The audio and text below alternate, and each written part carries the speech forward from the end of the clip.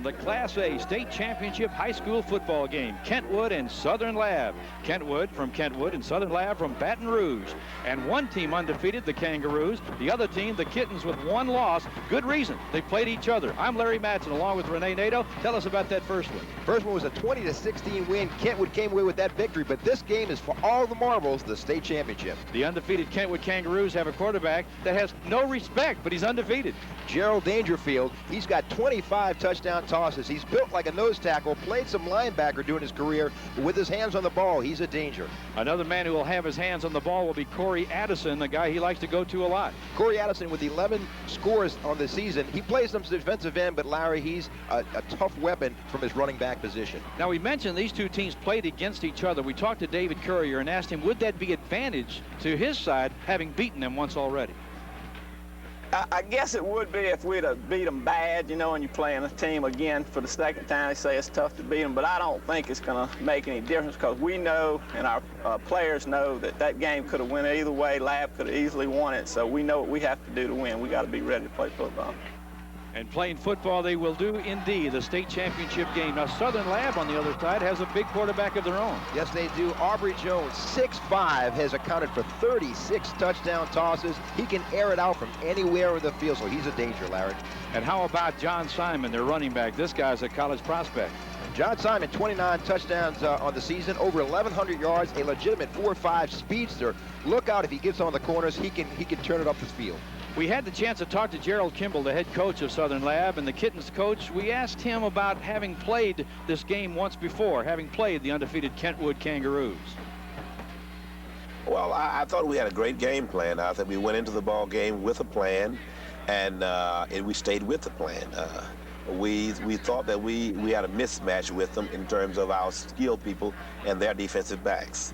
And it came to pass. You know, we put them in some situations where we were able to exploit, you know, our people on their, what we thought was defensive weaknesses, their weaknesses. And it paid dividends for us. But they are a fine football team. We knew they would come in with the pressure defense that they've always done. And we thought that we were getting ready for it. And evidently the kids did a pretty good job because, you know, we had a good football game. And we're expecting another good football game here today in the state championship game, and we'll be right back with the starting lineups and the kickoff of the Class A state title game.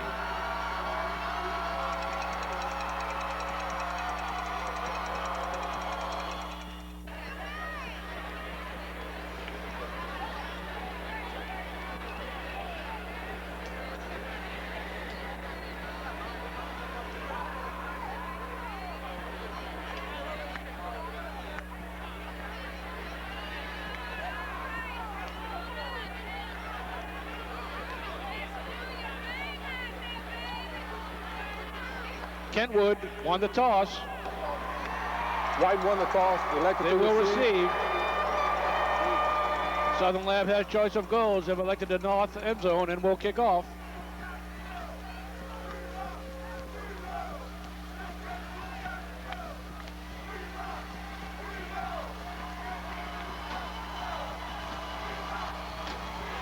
Welcome, ladies and gentlemen, to the 1996 Gatorade Superdome Classic. Tonight's matchup, the Class 1A State Championship game. First, the visiting team from District 6 1A with an overall record of 14-0, the Kentwood Kangaroos. And the home team from District 6 1A with a record of 12-1, the Southern Lab Kittens.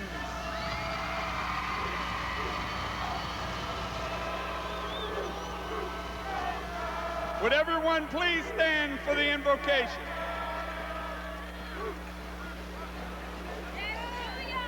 Let us bow our heads and pray. Dear Lord, we thank you for letting us all be a part of this great event, for being a part of something as special as high school athletics. We ask that you protect and guide each one of us here today and help these young men to play to the best of their ability. In Christ's name, we pray. Would everyone please remain standing? for the playing of the national anthem to be performed by the Southern University Laboratory School Kittens Marching Band under the direction of Mr. Eric Baskin.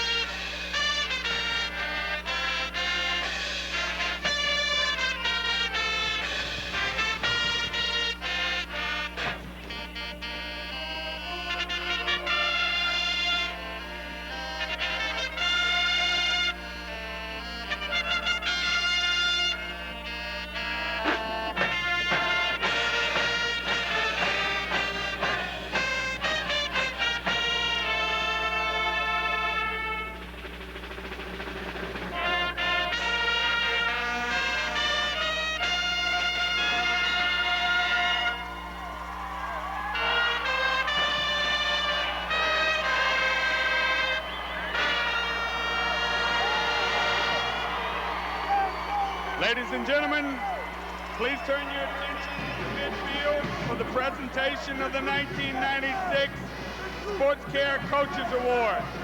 Representing Sports Care of Louisiana, Mr. Chad Grosscup of Methodist Hospital. The first award, the 1996 Coaches Award, presented to Kentwood High School head coach David Correa.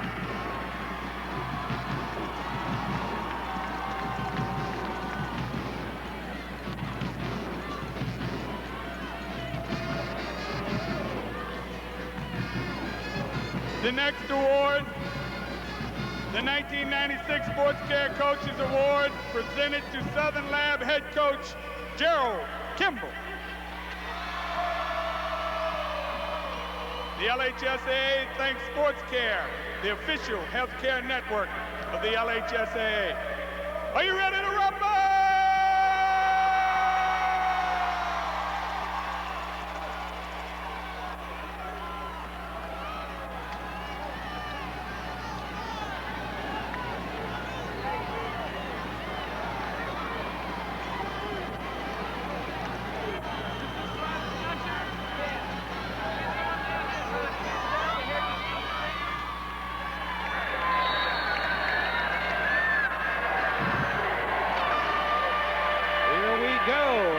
Southern Lab will kick it off down to the 10-yard line, out to the 20, and out to the 22-yard line, and we are ready to rumble in the dome.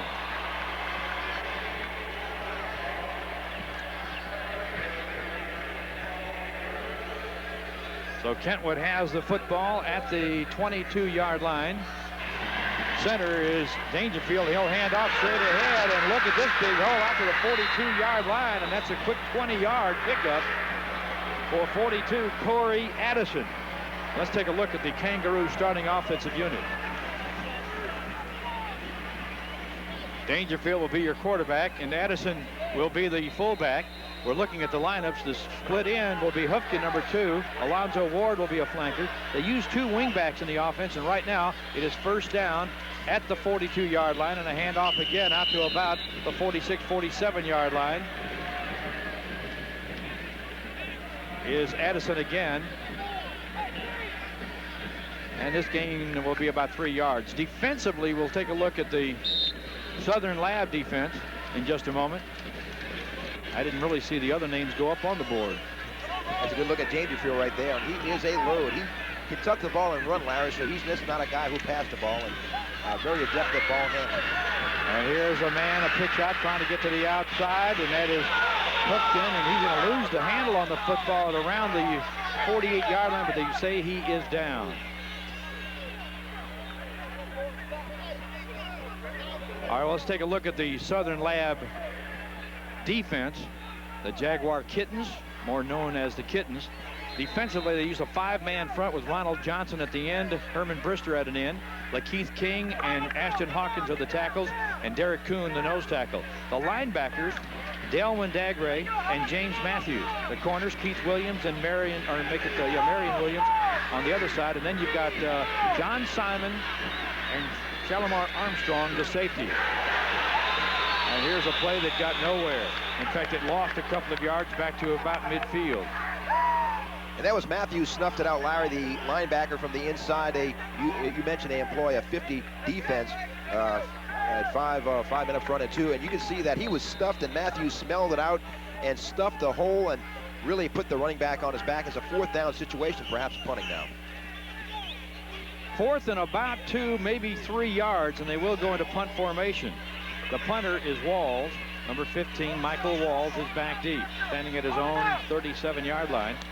He'll get this one away, and it is a good kick down inside the 10, taken at the 8-yard line and trying to dance around his Simon up to about the 14, where it'll be 1st and 10 now for Southern Lab.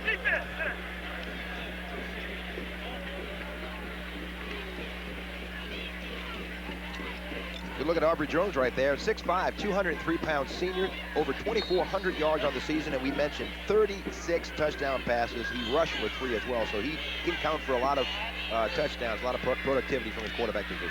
And he'll throw on 1st down, incomplete, trying to go to the outside and trying to get a quick toss to the outside, and he goes incomplete to Henry Young. Now, Henry Young, we'll talk about that in just a moment. Aubrey Jones is your quarterback, number 17. John Simon and Keith Williams in the backfield. The offensive line has Chris Peters at one split end. The flanker will be Kennard Thomas. The tight end is Delwyn Dagray. The interior line, Patrick Tyson at left tackle, Robert Brown at right. You've got Kelvin Thomas and Ashton Hawkins, the guards, and Larry Matavia, the center. It is 2nd down and 10. Trips to the left side and a quick toss to the left side and a completion out to the 20 and out of bounds across the way, maybe to the 22-yard line. On a quick play on a pass to Kennard Thomas.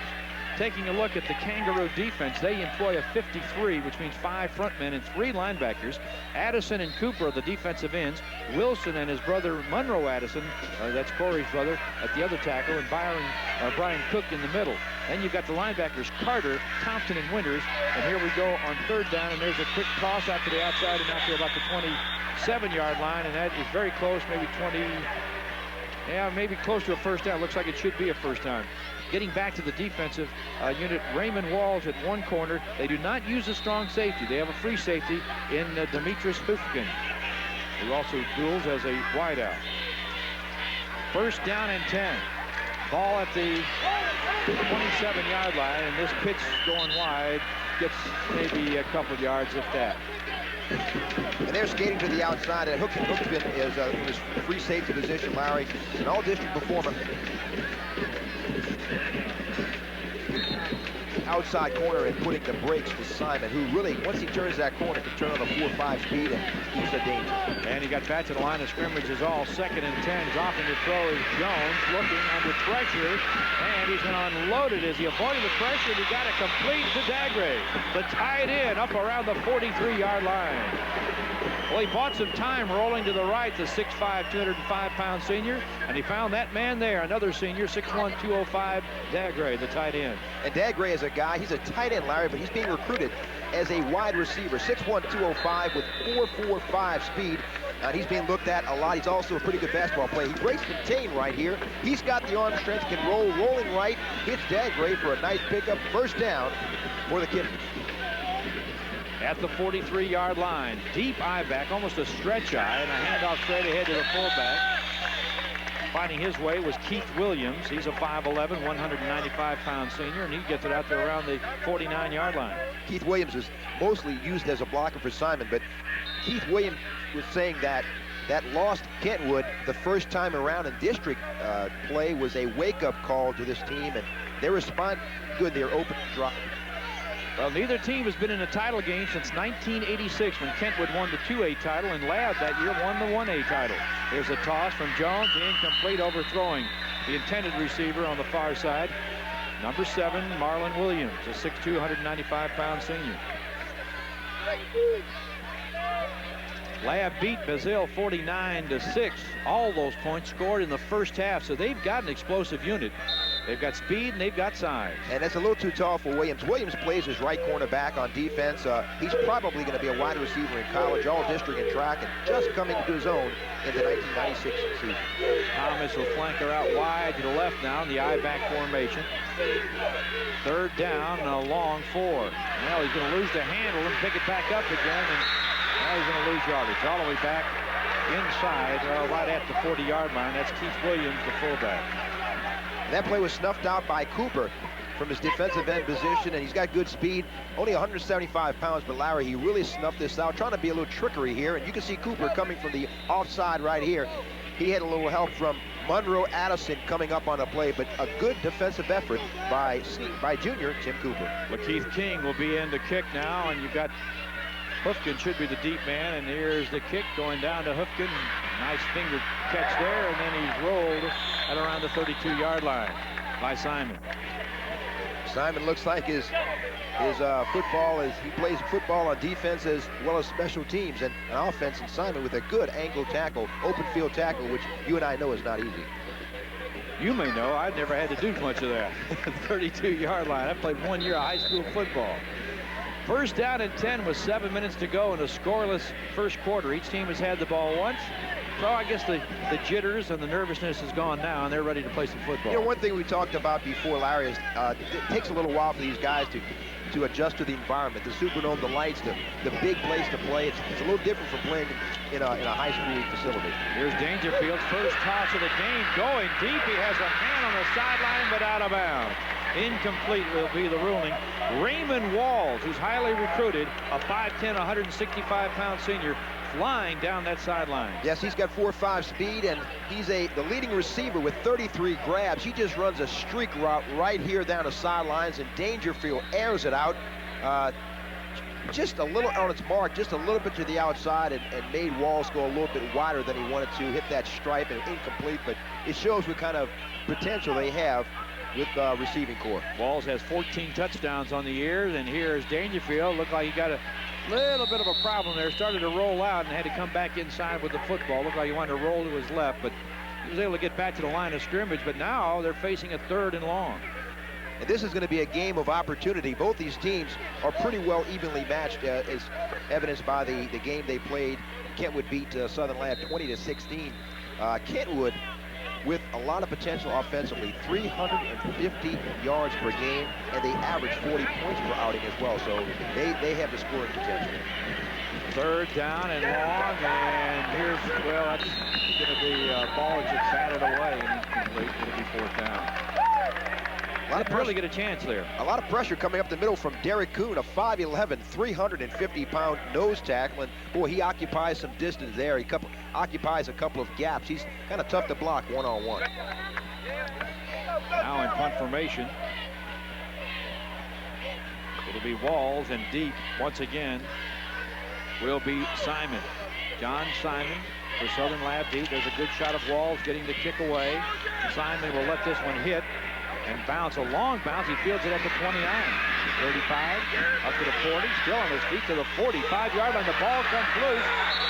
Big scramble for the ball around the 42 and out to about, the 47 up to about the 49. And let's see when they unravel it, just exactly who's got that football.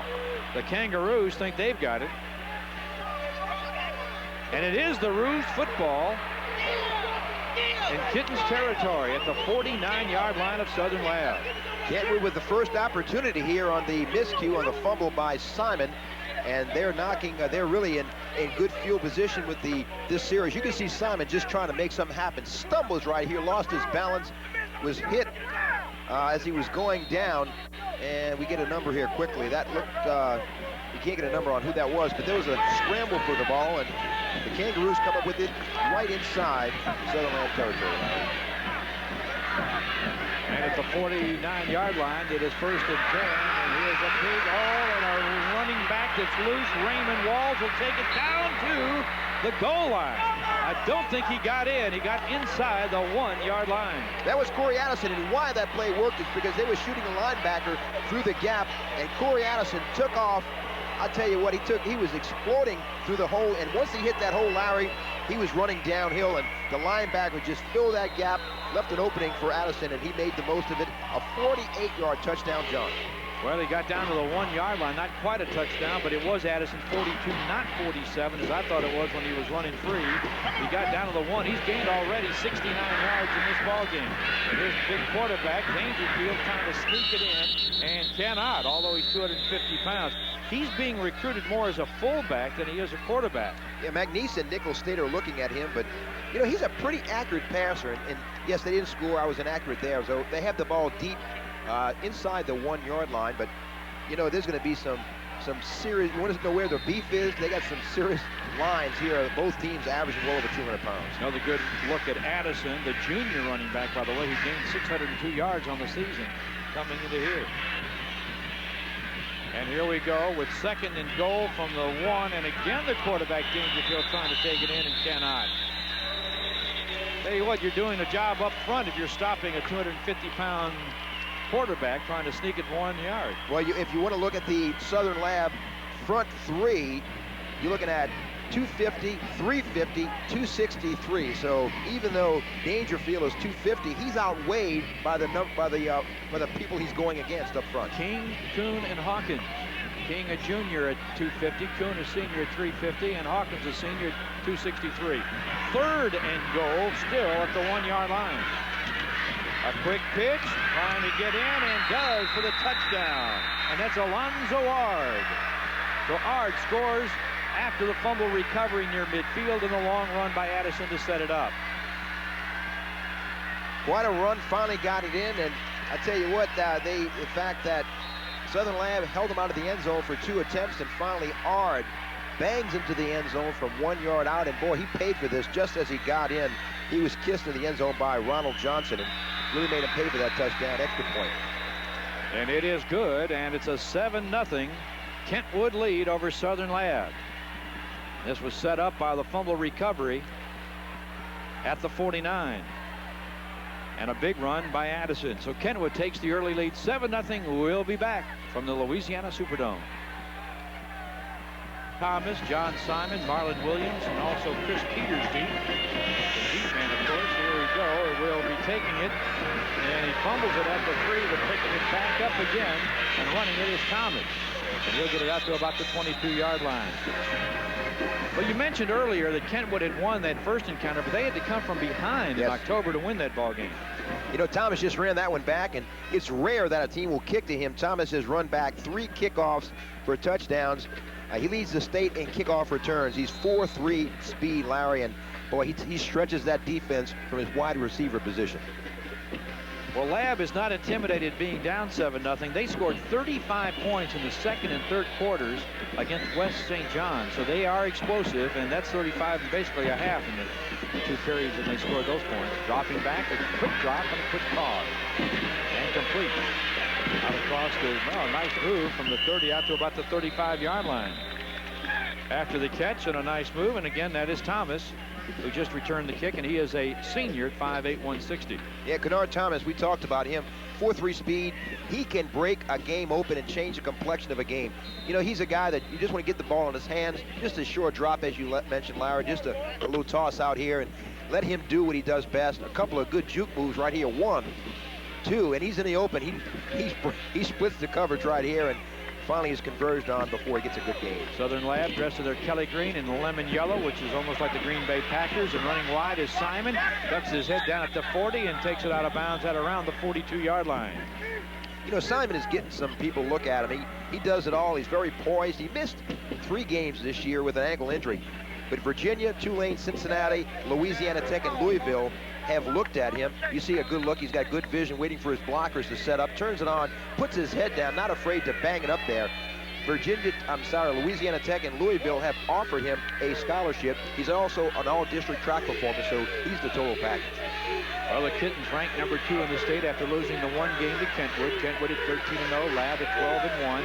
It is now a 2nd down play and a handoff straight ahead and getting first down yardage up near midfield out to about the 49-yard line is Keith Williams, the fullback, who's been very busy today already.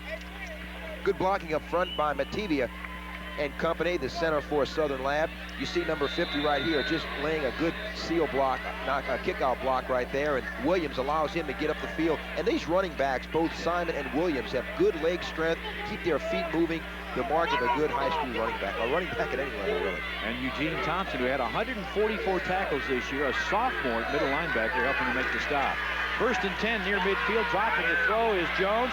Going deep, and a catch is made. Looks like at the 11, maybe right at the 10-yard line, and a nice diving effort again from Thomas.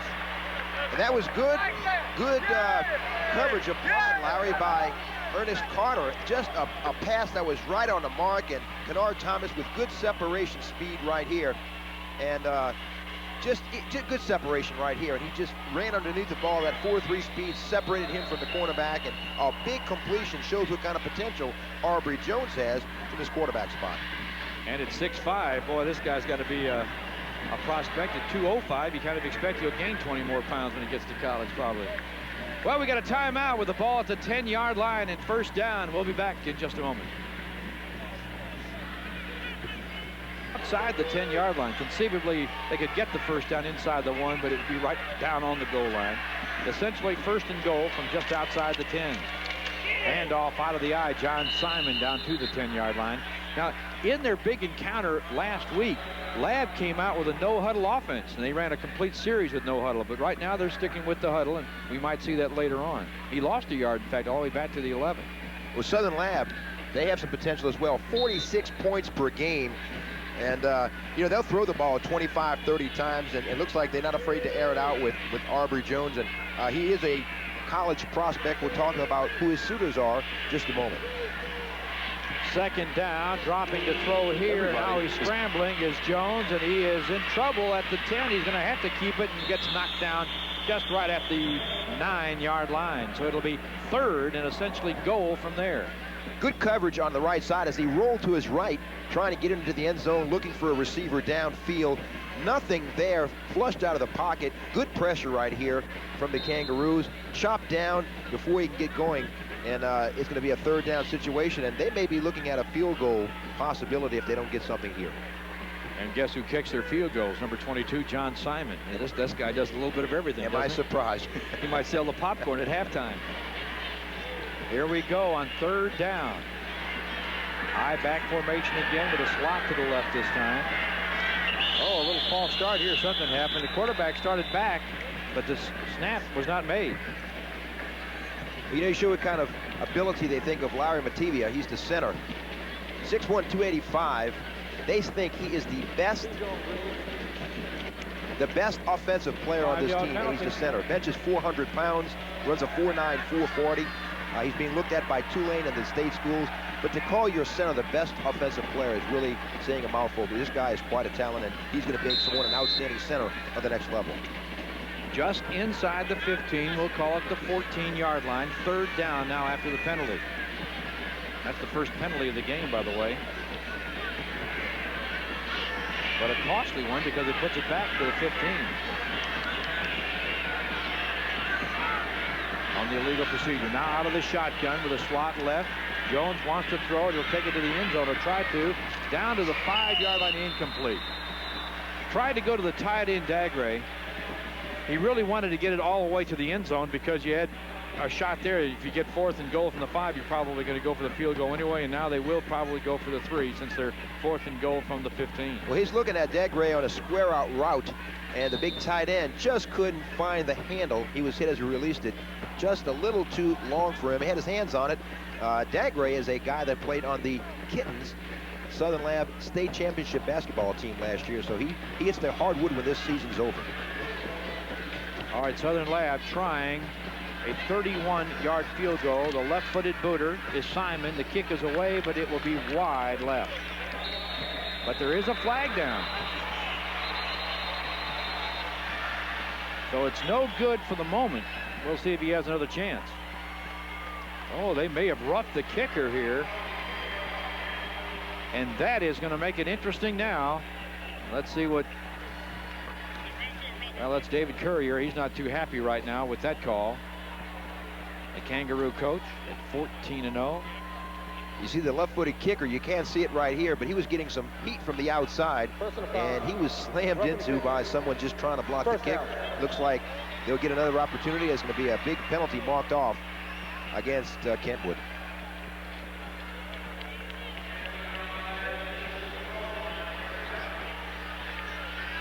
Looks like Robert Carter perhaps inadvertently ran into him trying to block, and the enthusiasm just got the best of him, and he ran into the kicker. And that penalty gives Lab the first down. And the first down is at about the 7-yard line, since it's halfway or half the distance of the goal. And here we go with Simon to the 3, to the 2, and a touchdown. So not only do they miss the field goal, but then they get the touchdown because of the penalty. So from going from no points and a wide left field goal, they go to 6 points, and it's a 7-6 game. Great blocking on the left side of the line. That was Poole and Smith. And Addison, or rather, I'm sorry, on the left side of the line, that was Hawkins and Brown. And Simon just followed his running back, his mate, Keith Williams, into the end zone for a 7-yard touchdown run. Now he'll have a chance to kick, and this will be a point after. It is good, and we are tied at 7 in the single A state championship game in the Superdome Classic. We'll be back in a moment with more play-by-play action. Come back to the dome. Here's the point after. The threads of the football turned to the side, and yes, it was good.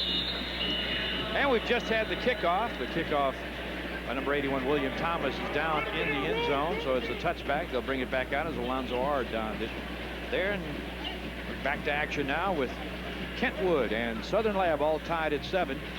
And the Roos 1st and 10 at their own 20-yard line. Good crowd on hand, and it will continue to build throughout the day, as this is just the first of 3 state championship title matches. 2 played last night. Evangel had an exciting win, 28-27. Wideouts are left and right with the 2 wing backs, and this is Ard on the wing back. Run around the right side, breaks some tackles, and he's still on his feet. I thought he was down. He's to the 40, the 30, the 20. He could go all the way, and he's down to the 3-yard line. A saving tackle kept Ard from scoring. If it hadn't been for the defensive back, Shalimar Armstrong, he was gone. I thought he was stopped for maybe a 5- or 6-yard gain. It looked like Simon, Larry, had him bottled up and just didn't wrap him up sufficiently and allowed Ard to scoot outside for with a 78-yard scoot. And I tell you what, he make that a 77-yard scamper, and he almost got into the end zone. I think that bear just jumped on his back and wouldn't allow him to get into the end zone. A 77-yard run set up this 1st and goal. With 35 seconds to go in the first quarter, a fake up the middle on a good fake, and the run around to the left side to about the 1-yard line. I want to tell you, that was an outstanding fake up the middle. And Noah Cooper, the wingback on the right side, carried the football down to about the 1-yard line. And he hit the James. And here you go. He has him wrapped up right. Look at this. He's got him wrapped up right here. Doesn't wrap him up sufficiently. And now scoot down to the sidelines is Ard. And I tell you what, boy, that cheerleader's running with him. Finally, a touchdown-saving tackle at least. This is the quarterback, Dangerfield, trying to get in for the score, and does. A 1-yard touchdown for Gerald Dangerfield, and Kentwood takes the lead back. Didn't take him long. That was the last play of the quarter. And he's a load at 250, Larry, and he holds for the extra points as well. And he's got in that play just close to the goal. It's tough to stop at 5'10", 250-pound quarterback. Gerald Dangerfield has really been very instrumental to this team's success. Walls point after. He's a straight-ahead kicker, and it is no good. Might have been a little low and to the left. PAT missed. That could loom big in this ball game. It is now 13-7 Kentwood.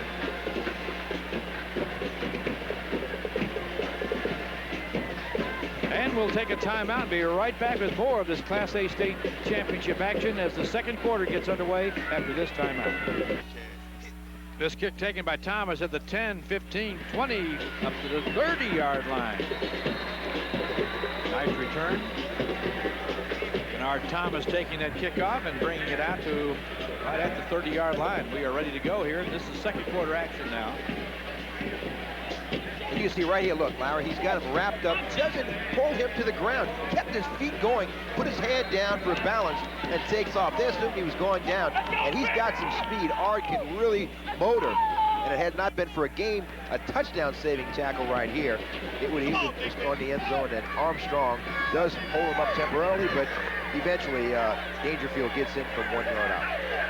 High back formation, slot left, and a handoff straight ahead out of that eye, and trying to get across the 30, maybe to the 31-yard line. John Simon. Well, coaches always talk about finishing the play, and that was in the case there, a good example of not finishing the play. The running back finished it. Well, he was a little more determined than the defensive players trying to bring him to the ground. Kentwood only allowing 5 points per game. They have 7 shutouts to their credit. The thing is, they don't want to give up a big play, and Kentwood has done that throughout the season, and historically, they're the kind of defense that just usually you have to work for everything you get. Second down play now, and 9 yards to go with 11 minutes to play in this first half. Out of the deep shotgun, this is Aubrey Jones dancing, now pitching, and the ball is loose. Williams retrieves it, and he is knocked down hard inside the 20-yard line. Big play. Lonnie Wilson had 93 tackles this year, a defensive tackle, really wrapping him up, and he had a lot of help with a lot of people pressuring. Good play right there. Perhaps an ill-advised toss by Aubrey Jones to unsuspecting Keith Williams, and Keith Williams had to do something with it. You can see he's getting a lot of pressure, a little heat from Cooper right here and company. Didn't know what to do with it, so he just tried to throw it back, and just a little too tall for Williams. Williams was looking for it, but I want to tell you, he took a shot right there from Robert Carter. A sophomore inside linebacker, actually outside linebacker. They use 3. They have a middle linebacker and 2 outside, 5-3. Now you're faced with 3rd and 20, and the ball at the 20-yard line. Simon hitting the backfield, fights his way out to about the 22-yard line, and good penetration from the middle linebacker that time, Eugene Thompson. And Eugene Thompson smelled out that draw play and wrapped his 5'10", 210-pound frame around him. You mentioned he's an all-district performer with 144 tackles, very physical, nose for the ball, and made the stop on Simon just now. Calls for a punting situation now, and Kentwood will get the ball back. And Thompson only a sophomore at 5'10", 210. The punter is Lakeith King, and it's a short, high kick, very short. He didn't hit it where he wanted to, that's for sure. It's going to bounce around the 43, 44-yard line and be down at the 43. Well, good field position now for a very potent offense. The Kangaroos will have the football at the 43-yard line.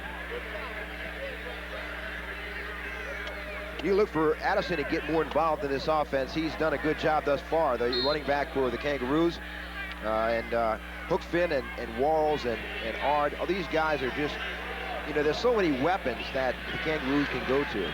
Well, it's a run and shoot type offense. The quarterback can run, he can throw it. He's got 4 wideouts essentially in the lineup as he drops the throw right here to one of those, and it's picked off at the 40-yard line. Nice defensive play from John Simon. Well, I tell you what, this is what makes big players, it's big plays, and that's why John Simon's one of the leaders on both the offense and the defense. He comes over from his strong safety position. He'll take a seat when the ball has, now that he's coming to get a drink of water, he needs to go right back, but Dangerfield is looking for Walls, and Simon steps between Dangerfield and Walls and comes up with a pick, and it shows why, as you said, he's got real football savvy. He's the real deal, and so many schools are hoping he casts his future with them. Lab gets the ball at the 40-yard line. Aubrey Jones with a quick pitch, trying to get it outside, not to the 45, the 48-yard line, and running hard, but not getting to the first down, but certainly doing a good job of getting it up there and trying to get it to the outside. Was the running back, number 33, Jonathan Patterson. Patterson kind of gives you a little dimension from Simon. Squares his shoulders right here, hits the crease, bounces it outside right here, Larry. You can see he's dragging, very determined, 5'7", 180, only a sophomore. Accumulated 666 yards on the ground this year, but done a good job in spells with Williams and Simon from time to time. High backs, a quick pitch again, running left this time, and this is Simon. And he's going to get the ball across midfield down to about the 45-yard line of Kentwood. Well, you know, this would be a nice going-away present for Coach Kimball. They know he's on loan, and he'll be leaving after this year. The former coach at Southern University in Baton Rouge, and he's done a great job with the Kittens offense and defense. Good look at Simon right here. Can hit the corner, 4.5 speed. Once he gets open, he just puts his head down, and 5'11", 5'10", 184, and he's going to make someone an outstanding prospect. Over 1,100 yards rushing on the 96 season. A first down and 10 at the 45-yard line. There's an inside handoff to the up back, the fullback, and Keith Williams will get it down to about the 42-yard line, maybe 3 or 4 yards on the carry. And we'll bring up second down. Coach Correa, sorry, Larry. Coach Correa employs that 53 defense. It puts a lot of pressure on those linebackers. They have to be very athletic. Carter, Thompson, and Winters. They need only have to be defensive linemen to play the role of linemen. They play the role of defensive backs and pass coverage as well, so they need to be very versatile. At the 42-yard line, second down and 7. A quick drop and a quick toss over the head and incomplete, trying to go to Chris Peters, the junior wide receiver. Or maybe he is a senior. 5'8", 155. And Peters can really motor. He negotiates the 40 in a 4.5. He's only 5'8", so it's a little bit tall for him. But Peters scored 2 touchdowns in the semifinals against Bazille. He catches the ball, he can turn it up. He's very much in the same mold as a Kennard Thomas. So those guys look out on the corners. It really is going to test the Kentwood corners all afternoon. This is the single A state championship. We're in the second quarter, 7:41 to play. Kentwood and Southern Lab. This is Simon running wide right, inside the 40, down to the 35-yard line. You know, he's a slashing runner, Larry. He reminds you, I tell you, he's got a very unique style, and he's moving a lot faster than he appears to be moving, but he just kind of reminds me a little bit of a Chuck Foreman, a glider, if you will. And he looks a little bit like a Harvey Williams, I guess not only the number, but just his style. He's moving a lot faster than it appears. Once he hits that hole in that crease, he explodes through it, and he can really get into the end zone pretty quickly. First and 10 at the 35-yard line. Wideouts really wide to the right and to the left for the I-backs on the quick pitch.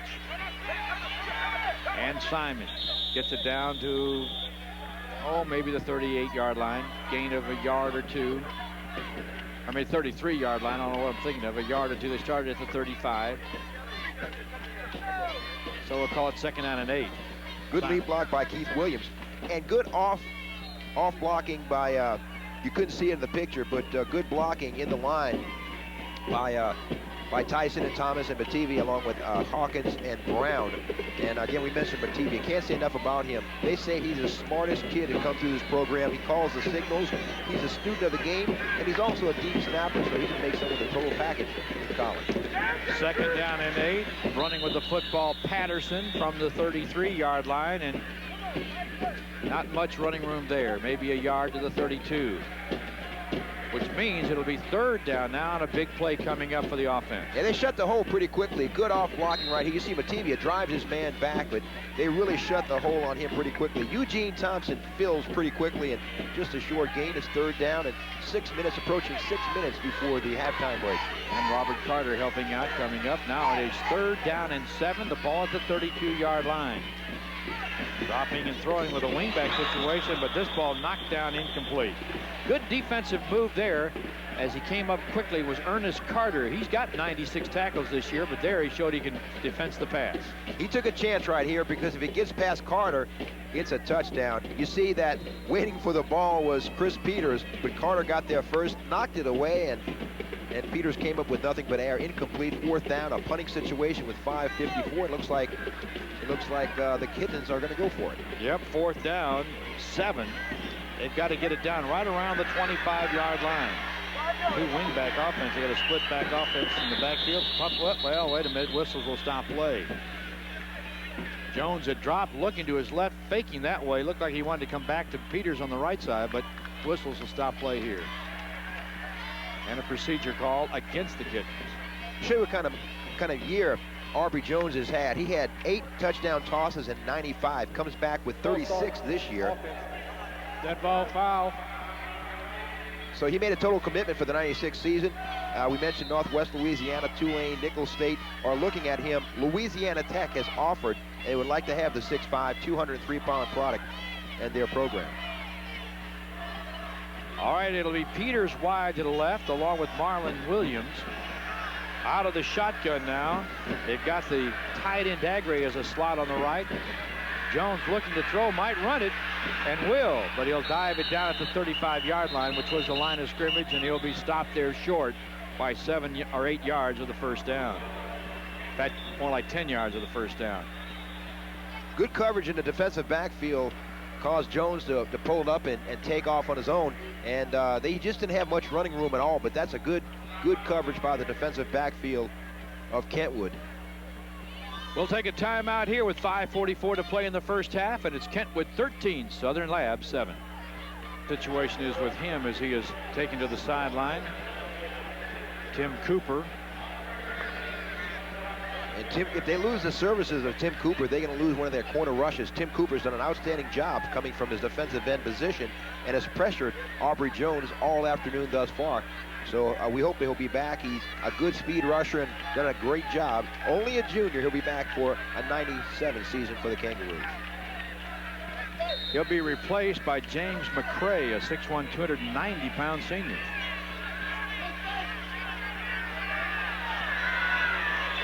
Here we go with 1st and 10 from the 35-yard line, and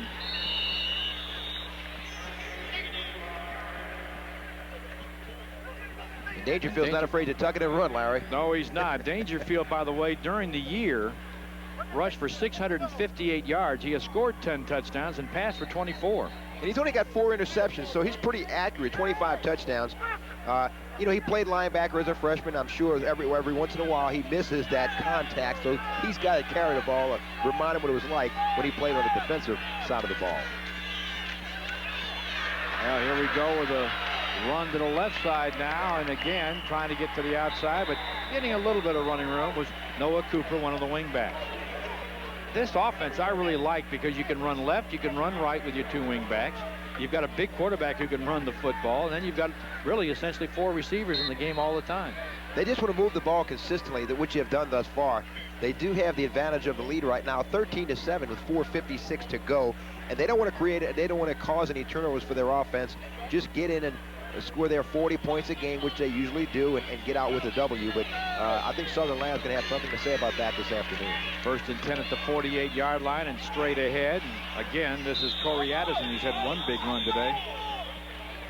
And he gets it, well, maybe to the 46-yard line. Addison with 662 yards rushing, 202 yards receiving. So he can come out of the backfield. He's got soft hands. Good look right there at Ashton Hawkins for Southern Lab. 2nd down and 8. And the ball at the 46-yard line, dropping to throw and completing enough for the first down. Getting it down and catching that football. Well, it looked like it was Ernest Carter, number 10. It was Carter, number 10, Larry, and he was really kissed by James Matthews, and he's pretty aggressive. He flies around to the ball. Watch this. You can see, boy, what a contact hit right there, and Matthews just ran through the ball carrier like most linebackers do. Ernest is a backup quarterback as well. Doesn't see a lot of time there because of Dangerfield. Pumping left, pumping again, and now running the football. And he's going to be dropped at the 33-yard line as Ernest Dangerfield. Looking down deep for Hook, Finn, or Walls, or Art, or Cooper, one of these guys, and he had to tuck it and run. And so we're fast approaching the first half, and Kentwood still has the advantage in the lead. So they won the first meeting here, and Southern Lab was trying to show that that was just a fluke. But this is not just a district title, Larry. This is for all the marbles, the state championship game in single A. 3:20 to play in this first half. 13-7, 2nd down and 7. Down to the 30-yard line, maybe even the 29. We'll see where they mark it. Looks like the 30-yard line, and that is another wingback, Alonzo Ard, who who's had the big run of the day. He did it from his slot back position, 5'8", 170, and he really knows what to do with the ball. Got good vision, good eyes, and good instincts finding the crease from the slot back position. It's, you know, you don't get the opportunity when you're coming from the wing of the slot. It's not like you're in the eye. You don't get a chance to see the entire line. So you're coming and you're looking for where you think the hole will probably be. Good look at David Courier, the head coach. Now on 3rd down from the 30. Quick toss over the middle. It's going to be a first down to the 20-yard line or close to it. He got it to Ernest Carter. No, he got it to Ard again. Alonzo Ard, number 20. This guy runs the ball and catches the football.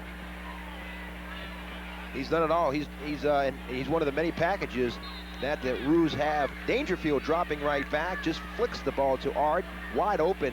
Good tackle made right there by William Thomas III in his pass coverage from his linebacker position for the Kittens. And now here's another toss and down out of bounds inside the 10-yard line. They'll mark it down at the 7-yard line. Again, it's Alonzo Ard.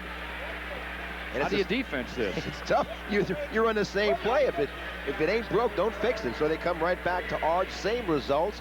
And now they're knocking on the door at the 7-yard line and trying to increase their lead from 13 to 7 and try to up it a little bit before the halftime break. Boy, oh boy, down to the 7-yard line, first down and goal. 2:20 to play, first half action. The I-back formation now. We haven't seen much of that, and a handoff straight ahead, not much there. Good defensive surge by that front that time. Well, they had some guys up, sticking it up in there pretty good. 9 guys in the box, and the tackle made by Derek Kuhn. We talked about him, 5'11", 350. He's the center of the defense. He's the catalyst. Bench presses 400 pounds. He's being looked at by Texas A&M, Louisville, Tulane, Southern Grambling, and Louisiana Tech. And boy, I tell you what, he may make someone a pretty good nose tackle at 350. And here we go on 2nd down with Dangerfield throwing to the end zone, incomplete. And a flag goes down late. John Simon saying, well, what's the flag all about? So are we. Good coverage applied by Keith Williams right there, and he's the best coverage guy with his 4.46 speed. Dangerfield releases, and Keith Williams just Johnny on the spot, anticipates, swats it away. Pass intended for Raymond Walls, incomplete, and now will be a penalty against the Kangaroos. They're going to discuss the situation here with the captain, try to decide which way to go with it. You can take the play, which was incomplete. You can take the penalty. Let's see what the word is. Ineligible receiving downfield. Repeat 2nd down. Ineligible downfield. They'll repeat the 2nd down. And the ball will be placed, looks like it's right around the 14-yard line. And it will be 2nd down at the 14. They've got 13 to go to get a first down, 14 to score. 1:42 to play in the first half. Kentwood with the ball and leading 13 to 7.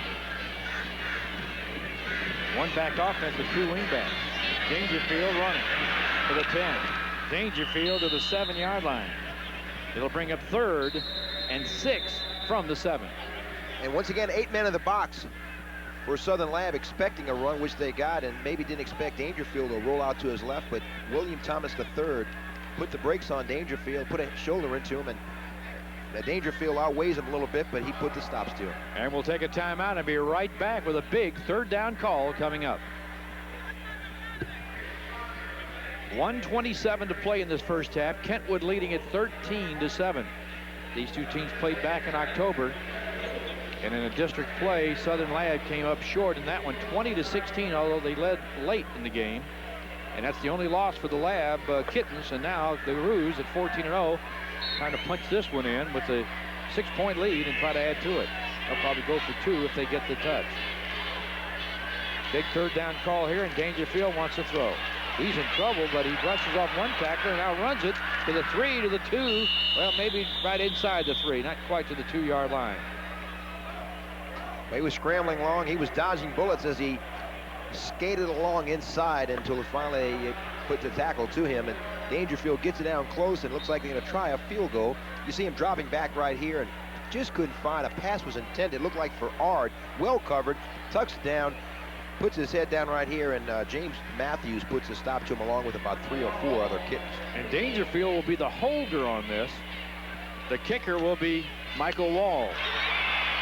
And this one is going to be knocked around to about the 20 and still alive out to the 28. Still alive to the 33. Still alive on the sideline. Good camera work there to follow that ball. Holy mackerel. We may see that play on NFL Follies one day, Larry. We have seen it here in New Orleans a few times, I think. That was another play. But anyway, it's what turned out to be a block kick down near the 10-yard line gives the opportunity to the Kittens at the 33-yard line. After all this is said and done, it was changed hands perhaps 4 or 5 different occasions, and finally Southern Lab knocks it out. It was their possession of their ball, but if they picked it up, they could run it in. I think it was John Simon who broke through to block it. It looked like 22. He does it all, Larry. Well, the ball now with less than a minute to go, 37 seconds at the 33-yard line. We'll be right back. Hey, I saw a lot of cars from Karen Crow, from West Monroe, from Southern Lab coming into town. The Superdome Classic. Good shot here of the shotgun formation as the center snap goes back to Jones. Pumps, and he wants to go to going deep over the middle for the tight end, Dagray. He's got it all the way down to the 20-yard line. Holy mackerel. That's a big play with 28 seconds to go in the half. Aubrey Jones dials deep to Dagray, the tight end, 4.45 speed. And I tell you what, it seems like these two guys have hooked up before. It shows what kind of arm strength Aubrey Jones has. Hits him right in stride, and Dagray brings it down deep in Kentwood territory, down to the 20-yard line. They're certainly in striking distance right now. Shows you why Dagray is being looked at by so many colleges: Virginia, Cincinnati, Louisville, Tulane Northeast, and Louisiana Tech. And he had Robert Carter draped all over him too, but now we've got another timeout. We'll be right back with the action with 28 seconds to go.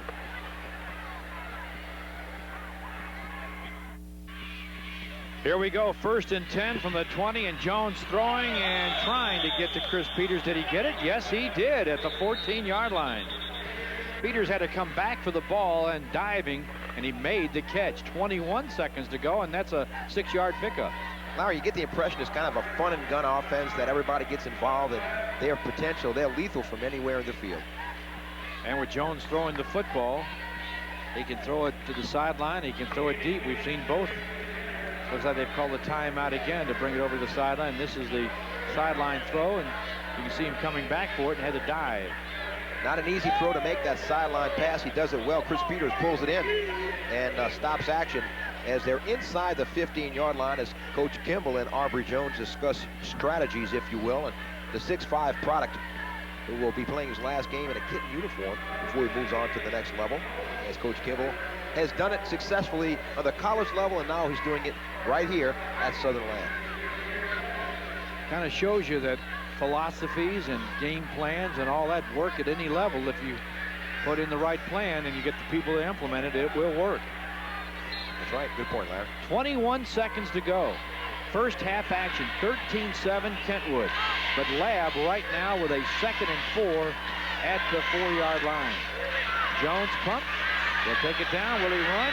He could. Yes, he will. Down to the 10-yard line. But valuable time is applied by Lonnie Wilson and company, and it flushed him out of the pocket. He also got some pressure from Monroe Addison as well. And now at the 10-yard line, clock very much a factor. 12 seconds remain. They're going to bring the chains out to see if he got the first down. Another good look at it from the end zone. Monroe Addison, and there you go, out of the outstretched hands of Lonnie Wilson before he's corralled right here near the 10-yard line. And just 12 ticks to go, and Southern Lab wants to get back on the scoreboard with a little confidence build. It is a first down.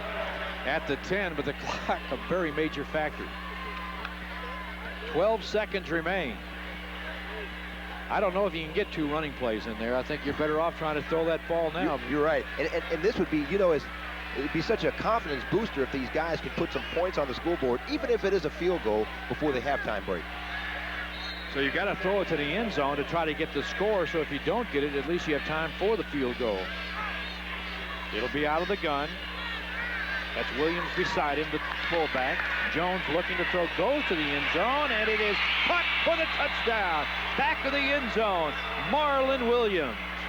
Oh, baby, it is tied at 13. And Marlon Williams with a 6'2" frame just got in the corner of the end zone, and Aubrey Jones found him and put some points up, and now it's a tie score. You see Aubrey Jones looking back. Good protection from the shotgun, 9 yards back. Just lays it up over the top. Outstretched hands, just what needed to be passed, and touchdown for the Kittens. And now the PAT is up, and it is no good. And we're right back where we started, in a tie ball game at 13. Well, Kentwood scored, Southern Lab came back. Kentwood scored, and then Southern Lab came back. And they've each had a missed point after. And we'll take a timeout with the score knotted up as you see it, 13-13 with 6 seconds to go in the half. Picking off here, they're just going to try to knock this ball down on the ground somewhere, and that's exactly what they'll do. In fact, Lab may have recovered this football, but it's only 1 second went off that clock. Do they have a chance to throw it deep? And I think they will. Hey, when Aubrey Jones is there and you have the weapons, Peters, Thomas, and company, Marlon Williams and company, yes, you can score from anywhere in the field, and 50 yards is not just a drop in a bucket to, well, 48 yards away is just a drop in a bucket to Aubrey Jones. 1 play away from a touchdown. They really didn't line that up to be an onside kick. They lined it up just to kind of kill the clock, and it ended up being an onside kick. They get it back. Here we go with 5 seconds to play in a 13-13 tie in the first half. Jones out of the gun, steps it up, throws it deep, trying to get to Thomas, but it'll be incomplete, and that'll do it here in the first half. We had Kennard Thomas going deep down the sideline, but he was well covered, and there was no chance of getting that one in, as the coverage down that way was by Demetrius Hufkin, the free safety. So we've reached the halfway point of this one. It's all tied at 13. Scored again, missed the extra point, and then with 6 seconds to go in the first half, a touchdown by the Southern Lab Kittens tied it up. The extra point was missed, and that's where we are at 13-13.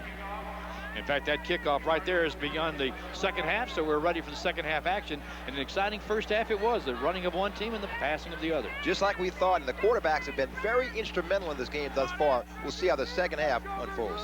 Those are the first half stats as we take a look at them. As you can see, the rushing yards of Kentwood, the passing yards of Southern Lab, it's all tied at 13. First down, 10 yards to go as we start the third quarter of play. 11:52 to go in this third quarter. The kickoff return to about the 31-yard line. And here we go with the running game. And this is John Simon. Simon will get it out to about the 37-yard line. Good look at number 22, and Larry, he intercepted a pass thus far. He's been dangerous with his hands on the ball, plays good special teams.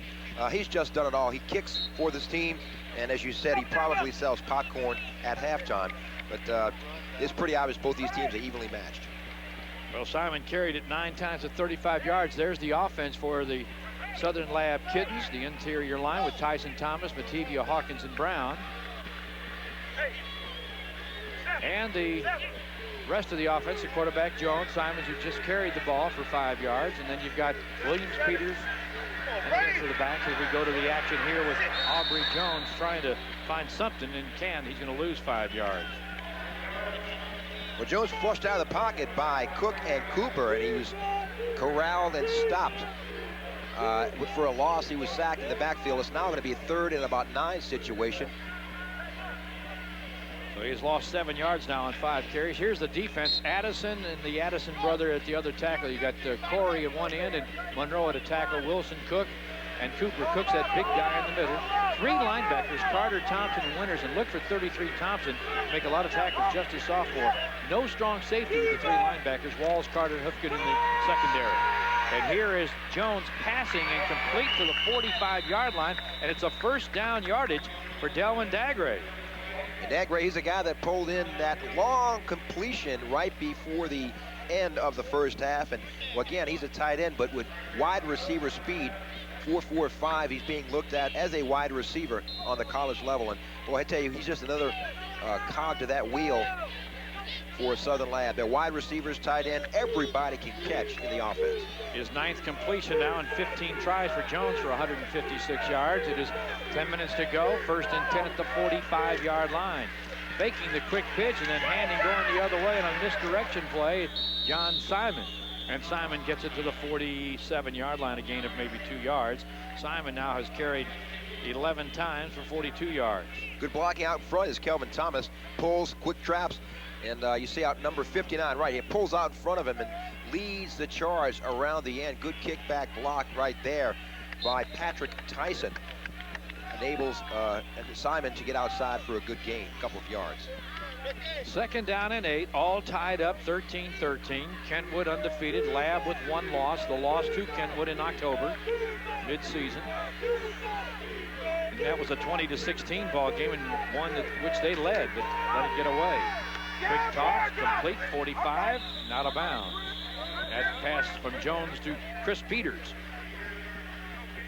And now that the Kittens are airing it out a little bit, Kentwood has employed a 4-4 defense, 4 down linemen, 4 linebackers to kind of help with the drops a little bit. And you can see Aubrey Jones with just a quick drop and a square out right there to Chris Peters. And Chris Peters, good speed, good hands, and turns it upfield. Now just close to a first down. It is going to be a first down. 10 completions now for 165 yards for Jones with 9:07 to play. Handoff straight ahead, and this will be Keith Williams, the fullback, fighting his way down to about the 42-yard line. Give him 3 yards on that carry. That's his 3rd carry of the day, and he's got 13 yards. He was stopped by the best defensive player for the Roos, Lonnie Wilson. And the thing about Lonnie Wilson, Larry, he does so many things. He creates opportunities for his teammates. He doesn't make a lot of tackles, but he causes so much havoc for the offense. He allows the linebackers, which they have some talented linebackers and some of his teammates, to make tackles. So sometimes his name doesn't always appear in the stats. Jones looking to throw, dancing around, will unload it. He's got to complete at the 27-yard line, and out of bounds goes Kennard Thomas at the 25. Was that a great example of improvising and rolling outside, and that just pure athleticism? Drops back, nothing there, coming back the other way, flushed out of the pocket, has the speed to elude the defenders on the run, puts it right on the mark right here for a nice completion down the field to Thomas. And there's another wide screen look at it. Boy, perfect spiral right down the field. Just did it so effortlessly. And what a nice completion. He's dangerous. And now we've got a carry to about the 25-yard line. Well, right back to the line of scrimmage. Nothing given there for Keith Williams. I've got him now for 6 carries, and I guess Well, Williams is doubling up, as most of these players are. He's a fullback on offense and a cornerback on defense. You can expect Jonathan Patterson to enter this game fairly soon as Marlon Williams exits the game for Southern Lab. He's a cornerback, but he's also doubles as a wide receiver and caught a couple of passes here this afternoon thus far. At the 25-yard line, it is 2nd down and 10. 7:42 to play in this 3rd quarter. All tied. Jones with a play action, dancing around now, eluding one tackler and going to the end zone, and goes incomplete. He had a man open in Chris Peters at around the 5-yard line, but he tried to take it deeper to Kennard Thomas. Peters was open, he just didn't see him. Yeah, he did. He overshot him a little bit. That's what's a shame about those little mite receivers. You just can't see them all. They blend in with this green turf. But he's looking long for Thomas. Just missed Peters. Also, you may credit that effort, that incompletion, to some pressure from Kentwood. He got a lot of pressure on the inside from Nicholas Peoples and flushed him out of the pocket. There's Gerald Kimball, the head coach. It is now a 3rd down and 10 at the 25-yard line. High back formation and a play action rollout again for Jones under some pressure. Had to stop and throw. It's going to be picked off at the 17, bringing it out to the 30, to the 40, and still on his feet across midfield. And all the way down inside the 40-yard line goes Fred Winters, a junior linebacker. But that's coming back, Larry. Yellen Diegre was interfered with, and it's going to come back, and Southern Lab is going to retain possession of the ball. The interception is not going to be held up, and So, and also there's going to be some penalty yardage attached to that. What a break there, because it was a throw that was right in the hands of Fred Winters, and that one he'll long remember. Unfortunately, it will not count as he goes off limping a little bit and down on the sideline. So that play went for naught, and Winters may be injured a little bit. You can see right here, Jones rolling left, throwing across the bow, and he was interfered with. Winters takes it back up the field, and I guess you got to play every play like it's live, and they did. Well, the ball was at the 25, and now it'll be placed down Kentwood at the 12-yard line, and it'll be a first down from there for the Southern Lab Jaguar Kittens, better known as the Kittens in Baton Rouge. Gerald Kimball, the coach. I back formation again. And out of the eye is Simon. Got tripped up at the line of scrimmage, fell forward near the 10-yard line. Nice trip-up move by the nose tackle, Brian Cook. He gets it down there, marked it at the 11-yard line. Yeah, Cook kind of disrupted things just a little bit. And this pro-style offense is really, really tough. It's so wide open and tough to defense against. And Kentwood has done a pretty good job thus far. But Southern Lab is knocking on the door, their first opportunity here to take the lead. And with just under 7 minutes to go here in the third stanza. Second down and 8. The ball at the 10-yard line. Out of the shotgun, there's a little shuttle pass. A little shuffle pass, whatever, and there's a flag going down as well as Simon got it down to about the 5-yard line. I thought I saw a flag go down the middle of all that. Yes, in fact, you did. It's right there. And some yellow handkerchief perhaps indicates a face mask may be going against. White. Wait for the call here to see what it is, and it will be. Against the defense, the Roos, the Kangaroos, and there's a good look at it right there. Woo! Oh, boy, almost took his head off with the helmet. It looks like... he kept going, too. Unbelievable. Yeah. Brian Cook got his hand in there and got it caught up in the mask. And the ball will be at the 3-yard line now. I'll tell you what, his eyes were almost facing the other direction that time. But never anybody, just kept on moving. And now it's going to be down inside the 3-yard line. And a great opportunity here for Southern Lab to put some points up on the scoreboard. Jones has passed for 187 yards now. This is just a little short of a first down. You can see it's inside the 3-yard line. So only a short distance to go for the first down and not much longer for a touchdown. And it will be second down. Second and 1 from the 3. Our first opportunity here in the third quarter. And I tell you, Southern Lab has methodically just moved down this field, haven't they? And they will have it first and goal, second and 1, but only 3 yards for the score. That's Simon in motion. Long count. Jones straight ahead for the first down. But there is a flag down, and we'll see what that's all about. It may be going against Southern Lab.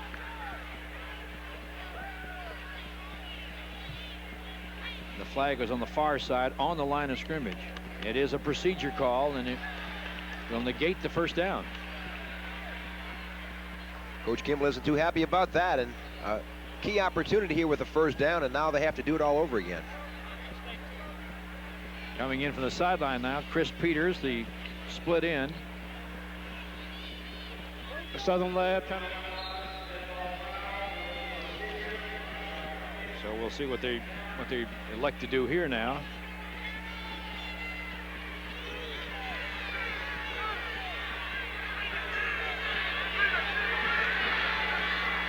Second down and 4 from the 7, and a handoff Simon right side, and he's going to get it down near the 5-yard line. Punching in over the right side. Got some good blocking by Tyson and Thomas. Good size on that side, 265, 246, and Simon got it close, but perhaps not close enough. Looking at a third down situation, and if they get close enough, Larry, it'll be interesting to see if they go for the field goal, opt for the field goal, or go for it on 4th down. Simon's carried it now 13 times for 46 yards in this ball game. He's been held down a bit. It is 3rd down and 2. Ball at the 5-yard line. Rolling to the right, throwing to the right, and he's got Simon to the 5, and he is going to go in for the touchdown on 3rd and 2 from the 5-yard line. And Southern Lab takes the lead for the first time. And that's not the way that play was supposed to work, I don't think. You can see that Aubrey Jones was a bit surprised. In fact, had it not been for a good block by Marlon Williams coming back on a crackback block, I don't think Simon would have gotten into the end zone. You can see it on the replay if we do get an opportunity, but Marlon Williams comes back from his wide receiver position and allows John Simon to get into the end zone. Good running as well. Extra point is blocked. And because of that, now the score will remain a 6-point game at 19-13, and that could loom big. Aubrey Jones right here rolling out. Safety valve out to Simon. Watch this. Right there. Good crackback block. Simon does a little dancing on his own into the end zone for a touchdown and puts the Kittens up 19-13. They'll take a timeout with the score right there. 19 this game. 19-13 with a point after's blocked, and that could loom big. Yes, it has. And the biggest play of the game is the extra point. There hasn't been too many successful extra point attempts here. And has a good look at Simon. He's done it all. Offense, defense. He's going to kick off. Probably work the chain markers doing a free time. And looking deep, it'll be kicked out of bounds. And a flag goes down as that ball was knocked out of bounds. They did not want to go all the way to Alonzo Ard, who was deep for the return. And they'll bring it out 1st down and 10. And it'll be the Kangaroos trying to get back now. They have scored first each time, and both those touchdowns answered by the Kittens. Now it's the Kangaroos' turn to see if they can answer with this man, number 4, Gerald Dangerfield. And he's, I'll tell you, he's quite a load. He's 5'10", 250, and I guess you wouldn't say he's overweight. He's just a little under tall, huh, Larry? But I tell you, he's surprising a good passer for that size. You don't think he's as adept and versatile as he is, but he's a good quarterback for this system here. And well, this ball handed off to Corey Addison, but not much to go from 1st and 10 at the 35-yard line. Corey Addison in the first half had a couple of good runs. In fact, one really big one of 47 yards. He picked up 71 yards on 4 carries in that first half. And here, gets nothing. So he's at 5 carries now in 71. Good look at Dangerfield here on that offensive line. Smith, Poole, Roberts, Wilson, McCray. And it's a big line.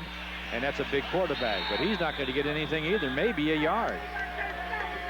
Dangerfield carrying for the 9th time for only 21 yards in this game. And Gerald tucks it away. He knows what to do with the ball and picked up a couple of yards there. It's 3rd down now and about 8 yards to go. But Gerald has good awareness of what needs to be done for this offense. He's a guy who pulls this offense together. You know, a guy to look at in the future, they've got a left guard, 6'1", 210, just a freshman in Johnny Poole. Yeah, number 79. If you're playing in a successful program as a freshman starter, you have to have some talent. Dropping to throw. That was Poole blocking there, and this pass just barely gotten away and completed the 45, midfield, down to the 40, and out of bounds. Nice throw, and then a better catch even on the other end by Alonzo Ard as he makes a big play on 3rd down.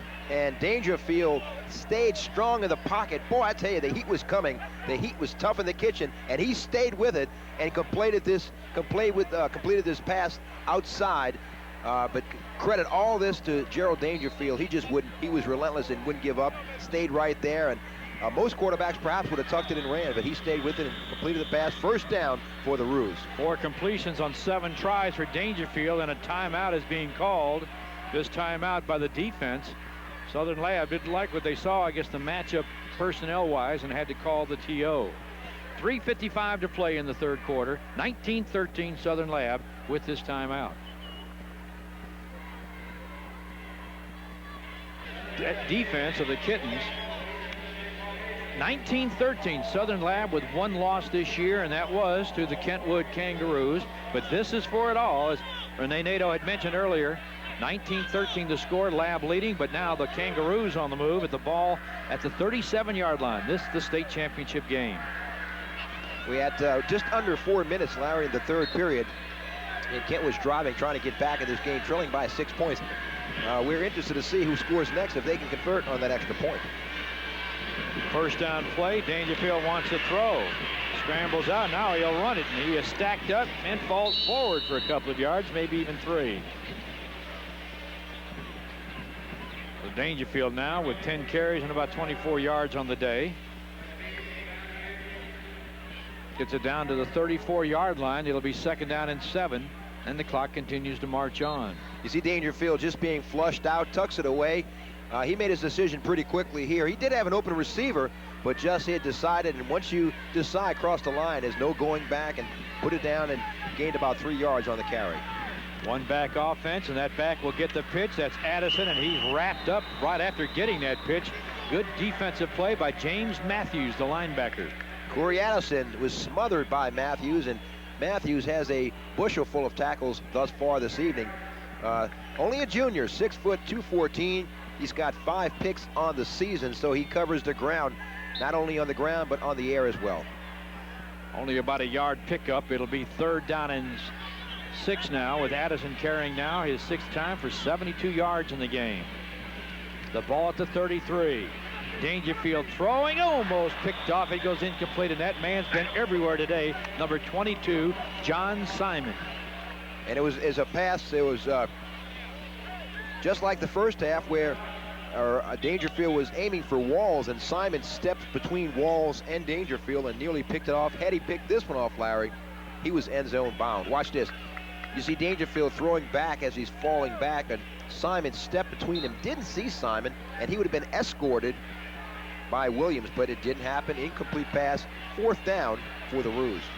And they'll be going for it at the 33-yard line. Dangerfield throwing. Complete at the 10 to the 5. It's 1st and goal as he got a big completion to Alonzo Ard. 28 yards. And as he completed that pass to Ard, who was doing a post route right in the middle, he was hit by Marlon Williams. Boy, he had his feet upended. But it's a 1st down at the 5-yard line. It's a 1st and goal as the Kangaroos are banging at the door. A 4th down, 28-yard completion to Ard, and here we go with a little razzle-dazzle. The ball may have been knocked loose for a moment, but I think Dangerfield's got it back. He wanted to get a wing back around to Ard, and I thought he had the ball into Ard's hands at one point. He got it back again. It looked like, you take it, I got it. No, you got it, I'll take it, you know. And finally, Dangerfield wound up with the ball, and loss of 5 yards. It's now 2nd, but they're moving in the wrong direction. 11 carries for 29 yards now for Dangerfield, but more importantly, it is 2nd and goal back at the 10-yard line. But there was a flag on the play. Illegal participation, green during the play. Well, now illegal participation from the defense, Southern Lab. So that play won't go. It'll be brought back, and instead the ball will be moved down to the, instead of the 10-yard line, it will be the 2-yard line, and it's still 1st down. It's too many bodies on the field for Southern Lab, so after they make a big defensive stop here, they're penalized half the distance to the goal. Now, instead of being at the 10, the ball is moved down inside the 3-yard line. Boy, oh boy, what a costly penalty that was. We have seen some big penalties today. Not many penalties, but the ones that have been called have been costly. Straight ahead for Addison, and, well, he just won't go down, will he? I thought he was stopped on 2 different occasions, and it was 3rd effort that got it down to the goal line. He was stood up by Thomas and just would not go down, and Ronald Johnson finally brought him down, but a lot closer. He was stopped at the line of scrimmage, as you mentioned, and Addison just was relentless and determined to get into the end zone, stopped just right outside the goal line. Now they're going to make a defensive change very quickly if they can get it in there in time, and they have. And here's the quarterback sneak. And now they're waving it off. There may be a flag down. The officials are huddling up. Early indication is it gets the Kittens. Here's the call. Dead ball, illegal substitution, green, replayed it down. Well, Well, it looks like the Roos don't get the touchdown. They'll have to do it again, but at least it's not moving towards their end zone with the ball. And you got a player down for the Kangaroos. Harold Kimball, the Southern Lab head coach, showing the emotions of what this game is all about today, the championship on the line. And a tenure at Southern University, Larry. And we'll take a timeout. When we return, they'll be right down there on the goal line in the third quarter.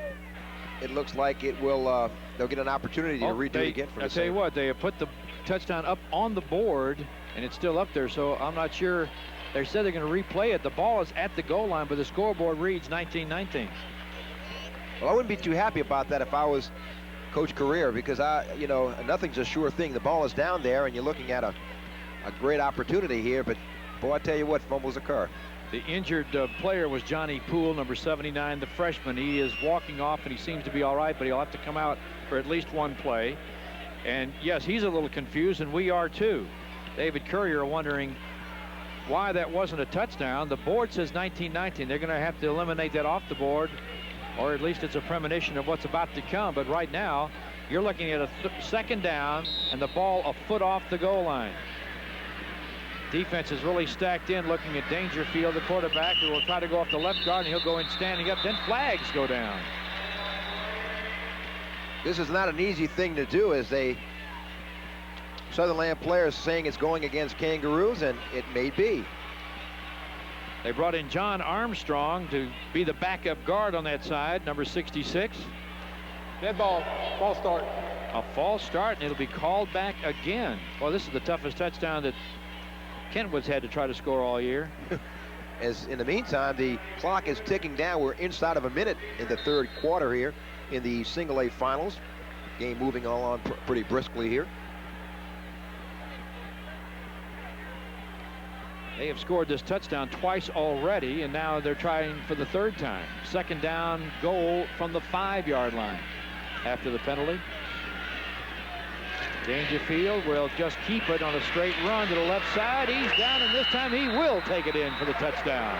Touchdown, Kentwood. Well, it took them 3 times and 3 scores, but they still get the 6 points up and knotted up at 19 apiece with 33 ticks remaining here, Larry, and this will be the all-important extra point. Yes, indeed. We have seen 3 misses, or at least 1 was blocked, 2 other misses. And now the PAT would make it a 20-19 ball game. Wouldn't surprise me to see him go for a flea flicker and maybe 2 points. Who knows? The kick is up. Michael Walsh. It is no good. Well, from our angle, it looked pretty good. From the TV angle, you could see it from behind, and he misses it. And here's the touchdown run again by Dangerfield. And with a missed point after, the 4th unsuccessful try for a point after in this game, the score is knotted at 19. We'll be back.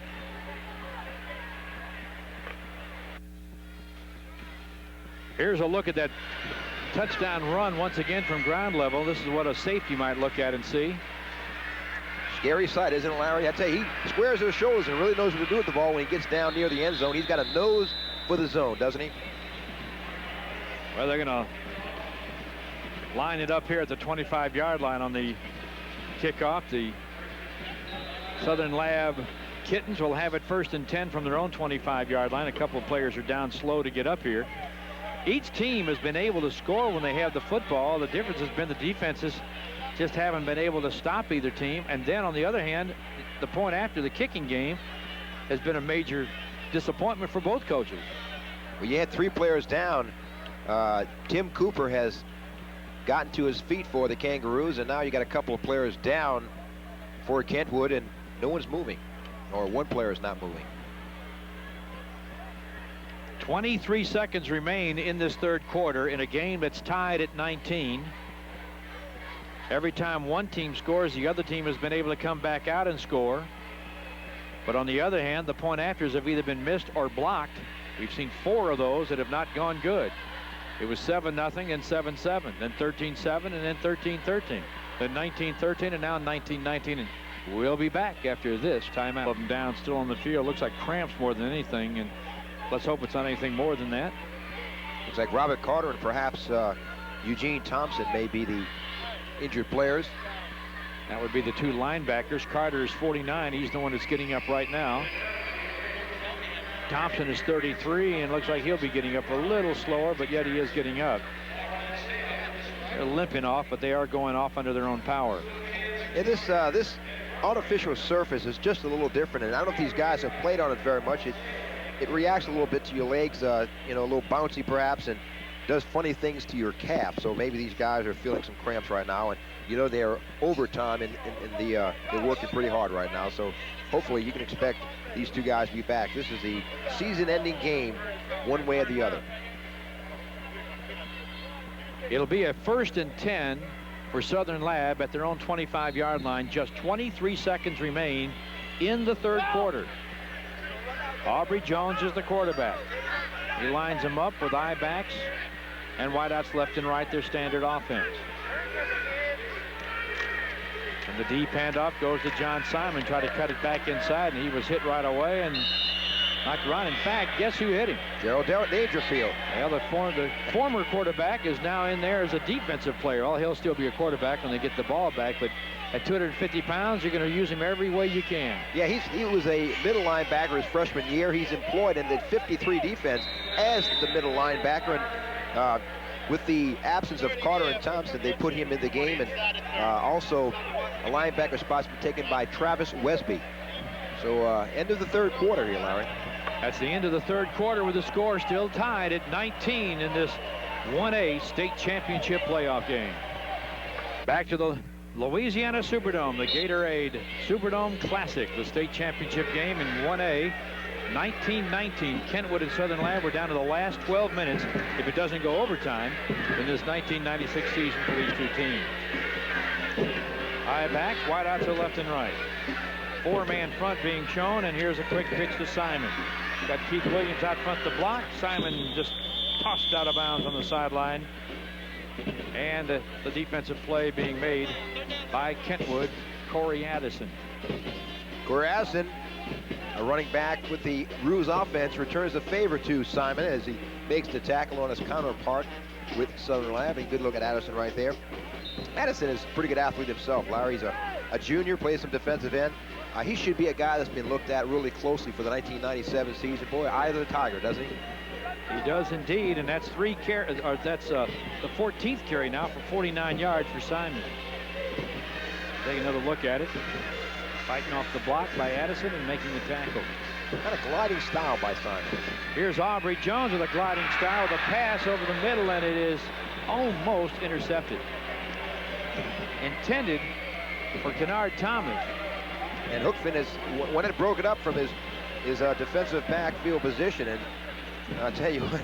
He's had 5 interceptions this year. Yeah, he's Hookfin really can tie it up. He's all-district performer, and he's got 11 picks, and he's the guy who's back there from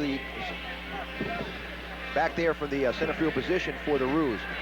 All right, here's Lakeith King to kick on the punt, and this one is a line drive kind of off the side. Gets a good bounce at the 40 and out of bounds at the 39-yard line. You got 4 or 5 all-district performers on defense for the Kangaroos, so they have some talent in key spots. Well, Kentwood will have the ball in the tie ball game. 11:36 to play in good field position at their own 39-yard line. First down and 10. Lab with 2 timeouts remaining. Kentwood with all 3 of theirs. And that's one of the few times we've seen one of the defenses really hold the other offense, and that could be a difference now as Kentwood takes the offense. Good point. I can expect Dangerfield to open up a little bit more and dial deep for perhaps Hookfin, Walls, or Ard. Here's the wing back or slot back run by Ard, and Ard's going to run it up to about the 45-yard line. That's a gain of 6 yards. Ard had 80 yards in the first half on 5 carries. That's his first carry in the second half, so he's up to 85 now on 6. Slot back is really you have to be a talented athlete to play the slot for these Kangaroos, and Ard and Cooper are man those positions and do an outstanding job. Dangerfield, the quarterback. 2 slots again with 1 back offense. He'll roll to the right and keep it, and that's Dangerfield in midfield as he's tripped up and knocked down by Again, number 42, James Matthews. And Dangerfield gets up a little gingerly here, feels his calf, and tell you what, you can't afford to get that guy injured. Well, it's the passing of Southern Lab against the running of Kentwood, and it has continued here in the second half. The ball at midfield. Ball resting at the 50, or right inside the 50 of Southern Lab, and Kentwood needs to make some noise. Looking at a 19-19 situation here with just under 11 minutes to go here in the final stanza. 1st and 10, midfield strike. Oh, there's some movement there. Somebody had the wrong snap count, and oddly enough, it was 2 guys. They were jumping off at the same time. This one will be stepped off, and here's the call. Dead ball. Move it by the offense. Ball will be moved back to the 45-yard line.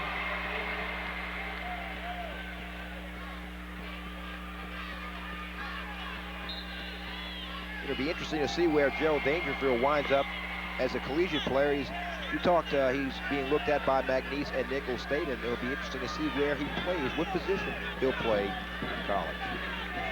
I got to think fullback with his talents, and even though he is a quarterback here in high school. And there's a quick toss and a complete across midfield down to about the 42-yard line. He gets that one to Raymond Walls, who, by the way, is also a good defensive back. In fact, he has 5 interceptions this year himself. Yeah, Walls is leading receiver with 33 grabs, 14 of those going for touchdowns. And you see the 5'10", 168-pound prospect with possessing 4.5 speed. Put a couple of juke moves on, faked out William Thomas before he was brought rudely to the ground by James Matthews. And he's being looked at by Southern, McNeese, and Nicholls State as well. Dangerfield has passed for 100 yards now.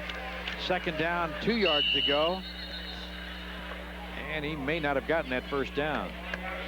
Addison gets it down near the 40-yard line, but he's got it crossed at 40, it appears, from here.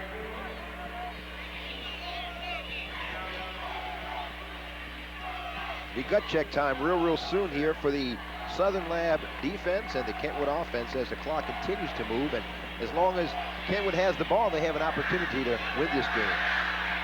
3rd down and a yard to go at the 40-yard line. I don't know what that was, but it looks like maybe it's enough for the 1st down as the quarterback, Gerald Dangerfield, kind of just fought his way forward. Got it down inside the 40, and that looks like that should be enough. They may have to measure, but it looks like enough from here. It will be enough, Larry. And a lot of confidence in that offensive front for the Roos.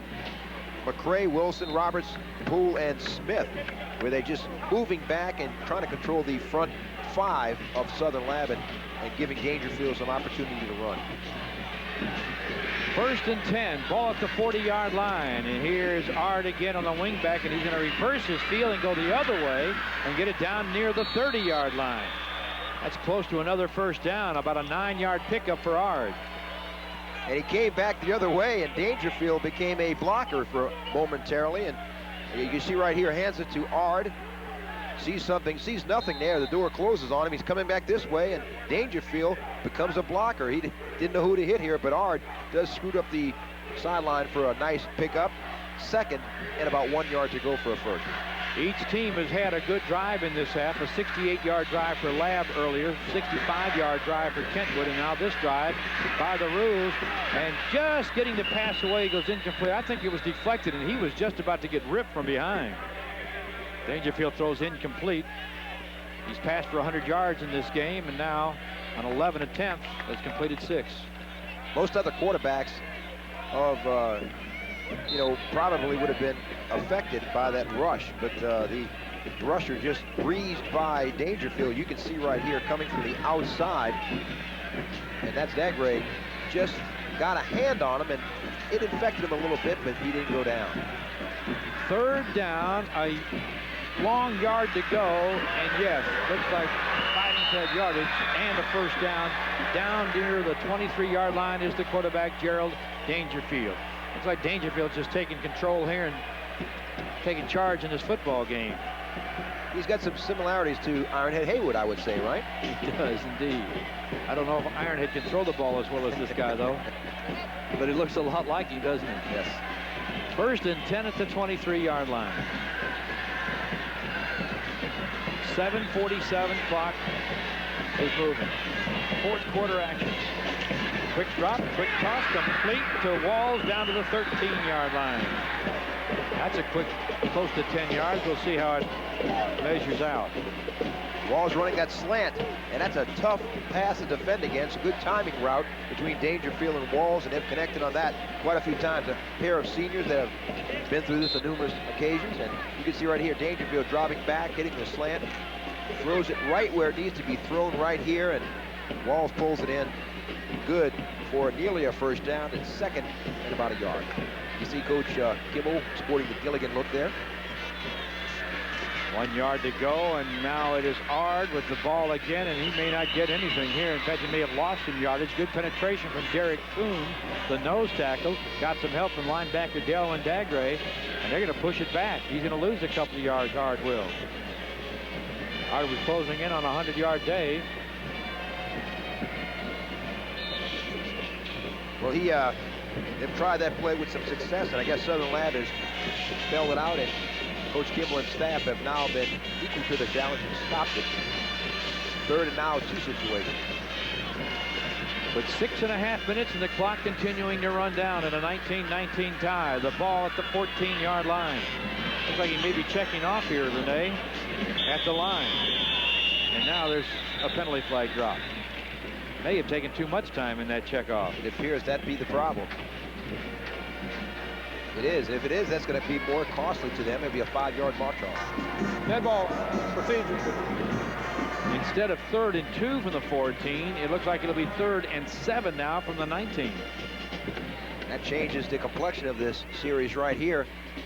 You see Coach Carrere now voicing some instructions to Demetrius Hookfin, and as he goes into the game, enters the game with some instructions for Dangerfield.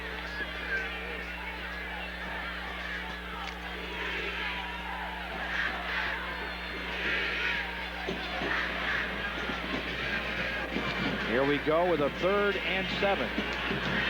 Hookfin is wide to the left. Walls is wide to the right. Quick drop, looking right, going over the middle, and he's got a man for the touchdown, and that is Walls.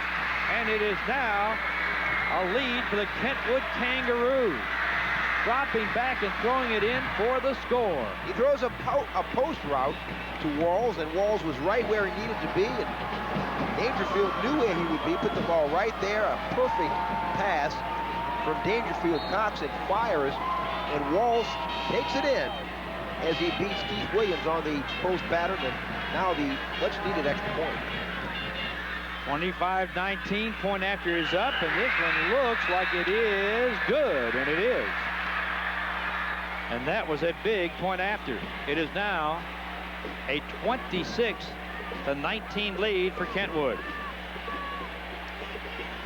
That may change things. That may change things, Larry. Now with you see Dangerfield dropping back, and he connects with this touchdown pass.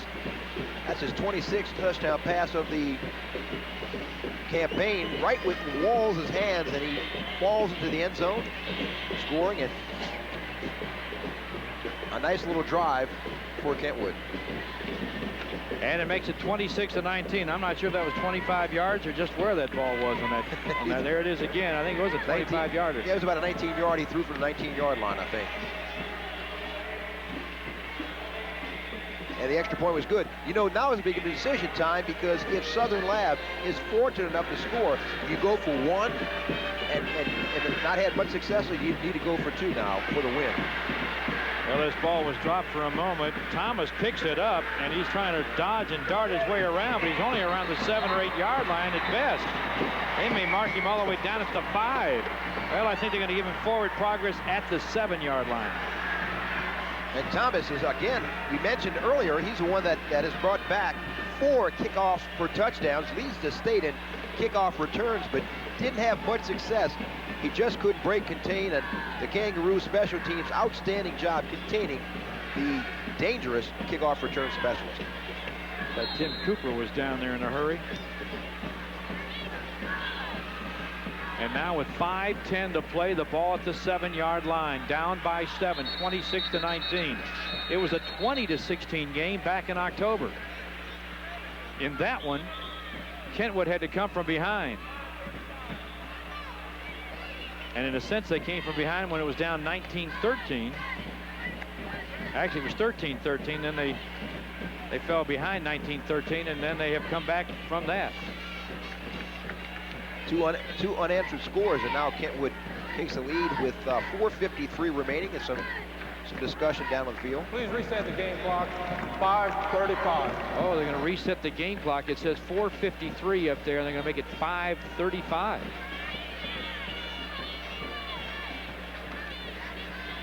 Kentwood with 3 timeouts remaining. Southern Lab with 2. And Lab faced with 93 yards to march it in a 5.5-minute period. Out of the gun from his own end zone. Jones throwing it deep on the sideline, incomplete, and a flag goes up. The intended receiver put his hands up, Marlon Williams, and then looked for the official, and he got the call. And he was sandwiched between Walls and it looks like Walls and Carter. If the pass has been called, perhaps one of those guys may have bumped him. Defensive pass interference. And boy, does that get you out of a hole. Marlon Williams is a danger as a wide receiver and defensive back, and he just runs a streak route right here. A little bumping going on, perhaps the inside. I was Carter, but Marlon Williams did draw the pass interference and will give Southern Lab some cushion out of the shadow of their own end zone. Ball placed at the 22-yard line. Out of the gun again with 5:27 to play. This is Jones. Sideline pass incomplete. Right again. I don't know that one would have gotten much had he completed it. Well, he probably would have got it and stopped the clock, headed for the sideline, Degray, and that probably was the intention there, but didn't catch it, stops the clock anyway. Here he is again looking. He says, oh, man, I had him, and I just missed him. And he goes, yep, that was my fault. And he's looking at the sideline, letting the coach know that that play could work again, possibly. Peters will come out wide to the right. Marlon Williams in a slot to the right. Out of the gun again, they have 4 wide receivers. Dropping to throw with Simon blocking. Throwing to the left, and that is exactly the same play. They did go back to it, and now he's open on the sideline after catching it, and Dagray is open and running at the 35, the 30, down to the 20, and finally rolled down at the 18-yard line. They came right back with the same play. The tackle made by Robert Carter, the linebacker. I think that's what they were trying to do, was to separate Dagray and line him up with Carter, the linebacker, and make it a race, and it worked. It was a mismatch. A 4-4-5 guy puts a good juke move right on here, scoots down the sidelines, good vision, cuts it back in the middle of the field, and he knows what to do. Tucks the ball in the right hand, getting some help down the field, and a touchdown-saving tackle made right there. I tell you, and he was touchdown-bound. Carter saved a potential touchdown for Kentwood. It's about a 60-yard play, wasn't it? All the way down to the 18-yard line. First down and 10. High backs, wideouts left and right, their standard offense. And here's a delayed handoff to the up back, Williams, and it didn't go anywhere. Well, the clock is not so much a factor right now. They just need to get in there and score it. It was a factor when you're back at your own 7-yard line, but now they got it all the way down to the 20. Of course, they lose a couple of yards here. It'll be second down and 12. Well, Ricky Coleman disrupted that just now along with Tim Cooper to have no part of that trickery. And so a play that was intended to fool the Kentwood defense didn't work. We'll take a timeout. We'll be right back with the score 26-19 Rouge. The clock reading 4:28 to play. Second down and 12, and the ball just outside the 20-yard line. And with less than 5 minutes to play, going to be a tough call here if you can punch it in for the score. I would think with a lot of time left, you'd go with the 1-point extra point to tie. Well, the problem is they have not had success. Neither team has had much success with that extra point try kick. So who knows, with the offensive firepower that Southern Lab possesses, they may go for 2. Here we go with second and 12 from the 20. Jones wanting to throw under some pressure. He unloads it short. It'll be picked off in the end zone. A nice defensive play, and it looks like that was Hookvin that made the play. The all-district free safety as Aubrey Jones threw up his back foot and did not ill-advised pass, didn't want to throw there, and you can credit Cook and Addison with some pressure applied to him, and you can see some pressure coming right here. Addison will come into your picture right there, number 42. And Hookfin was Johnny on the spot playing his center field position, took it in. And now with 4:23 to go, all the Kangaroos need to do is maintain and get a couple first downs, and the championship is theirs. A big interception by the sophomore Demetrius Hookfin may have just saved this football game for Kentwood. Nice avoiding of the tackle by Alonzo Ard, and Ard is out for a good run of about 9 yards. Ard is up over 100 yards now at 102 on 9 carries. He's been the primary foot soldier for the Kangaroos, and he blends in from his slot back position. Addison has been the primary runner for the Kangaroos this year, but Art has really stepped up in the championship game. Only a junior, and this offense comes back with a lot of weapons. They only lose about 3 or 4, actually 5 seniors. Dangerfield, they'll lose. Walls, Anthony Smith, one of the interior linemen, and Lonnie Wilson and McCray. Everyone else returns. So 7 returning offensive starters for the Roos for 97. Well, that's amazing, isn't it? With a freshman starting at that on the line. And here is Corey Addison straight ahead, getting enough for the first down and a little more out to about the 35-yard line. I'll mark it at the 34. That Kangaroos return 7 on offense, 7 on defense, starters that is, so you'll be hearing from the Roos in 1997 as well. I've got Addison down for about 79 yards. So again, it continues to be the Kentwood rushing attack against the passing attack of Southern Lab, and it's the running attack that eats up the time, and that's a factor right now. 3:17 and counting. 1st and 10 at the 34-yard line. This is the quarterback, Dangerfield, just trying to eat some clock up and gets nowhere. But he has done his job today, no question about that. A tired young man there, and deservedly so. It'll be interesting to see on both of these winning teams, if whoever wins, who will garner the championship or the most valuable player, and goes Coach Kimball. Just his final game as the Southern Lab coach. He'll be stepping down to another position.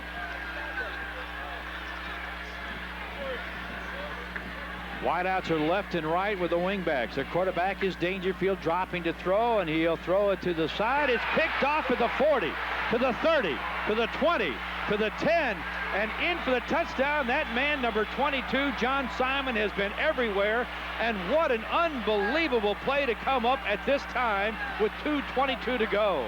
And his second interception of the evening. John Simon does it on offense. Defense kicks the extra points. Does it on special teams, and no play bigger than the one he just made in the championship game. What enthusiasm for the senior John Simon. Right here, perfect timing, picks it off, steps right in front of Walls, and that's a play they've tried numerous times. Simon's got more catches on that play than Walls does, and brings it back for a touchdown. Now they're going to go for 1 point and the tie. It's a 26-26 tie with 2:22 to play. This is a very big PAT. It is up, and it is good. It's all tied at 26. We've got a whole new ball game with 2 minutes and 22 seconds to play.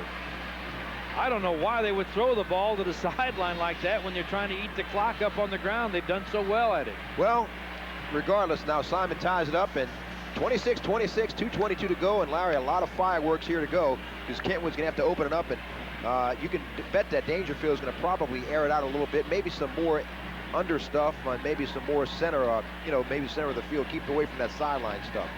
What an unbelievable finish now with 2:22 to play. It's all tied at 26. Remember that Lab has only 1 timeout remaining. Kentwood has all 3 of theirs. There's Gerald Kimball. And here's another look at it. It was almost blocked at the line of scrimmage. And also credit Ashton Hawkins. Looked like he got kind of high up in the air and maybe blocked the view of Dangerfield, and Simon scoots down the sideline with his 4.5 speed and into the end zone, untouched, uncontested. The extra point good, 26 apiece with 2:22 remaining here in the single A final. What a game this has been, Larry. No doubt about that. Now, will they kick it deep to Ard? I doubt it. We'll see how they kick off here as they plan to kick off. And looks like Aubrey Jones is lining it up, although 81 William Thomas is one of their kickoff men. Yep, he was just lining it up for him, and it will be kicked off. No, it is Jones is kicking it off short and high to the 23-yard line. Walls with the football to the 30, spinning his way, and finally down at the 36-yard line. Well, they've got room to work with now with 2:16 to play, and they've got all 3 of their timeouts remaining. And Ronald Johnson made the stop on special teams for the Kittens. A sophomore linebacker. Special teams, good look at Walls right there. And Dangerfield gets his instructions from Coach Career before the final 2 minutes and plus seconds to go here in the championship game, and you smell overtime. Well, it could happen, but then again, with 2:16 to go on a potent offense, Kentwood could possibly score. Had a penalty on the kickoff. Unsportsmanlike conduct on White. Oh, that hurts, unsportsmanlike conduct, and that is something that I'm sure that David Courier is not going to be real happy about, because they had the ball at good field position there. Renee, they had it out past the 35. Yep, he's not happy with that at all. It comes back to the 21, a 15-yard mark-off against the Kangaroos, and kind of changes the complexion of their offense, their approach now with just over 2 minutes to go. You've got to keep your cool in a game like this, and right down to the final seconds now. 2:16 remaining, all tied at 26. Dangerfield has passed for more than 100 yards. Ard has rushed for more than 100, and Addison has close to 100 yards. And not much here on this one, as Corey Addison tried to take it inside. Remember the first play of the game, he did that for about 20 yards. Yeah. Well, it'll be interesting to see if Dangerfield airs it out a little bit, to see if the Kangaroos feel confident to go in this game in overtime. Addison has unofficially about 81 yards now on 11 carries. Slot left and slot right. You got 4 wideouts with 1 back offense. The wing backs are really spread out. And here's the throw. It goes right to the hands and almost picked off, incomplete to Ard. And it looked like for a moment there that ball might be picked off by Marlon Williams, number 7. Marlon Williams has really done an outstanding job. He played from his wide receiver position, also from his cornerback position. He's a 4.45 40 guy. Good size, 6'2", 195, all district in track. Really has come into his own. He'll probably be a wide receiver at the next level. LSU, Texas A&M, Tulane, and Notre Dame have looked at him. A lot of the state schools, McNeese, Louisiana Tech, USL, Northeast, Northwest, are very interested in his services, and he's got a lot of future ahead. He's a guy that probably will redshirt as a freshman, and a great future ahead for Marlon Williams. 3rd down and 24 yards to go, and this is Ard, and he didn't get anywhere. He got out to the 25-yard line, a couple of yards, and now you've got some real problems. 4th down with 1:27 to go. You got to, if you're Southern Lab, you're looking at getting the football here and getting a chance to win the game. If you're Kentwood, you got to look at hoping for overtime. And with the potential of Aubrey Jones, you can see the fans. They are very fired up here at the Superdome, anticipating Southern Lab getting the ball back with 1:27 to go, and that's a lot of time for Aubrey Jones to move his troops down the field. We want to compliment Principal James Macon of Southern Lab and Ann Smith of Kentwood for their fine football teams and fine gentlemen that they have put on the field here tonight with their head football coaches, their staffs. A lot of support given to us for this broadcast.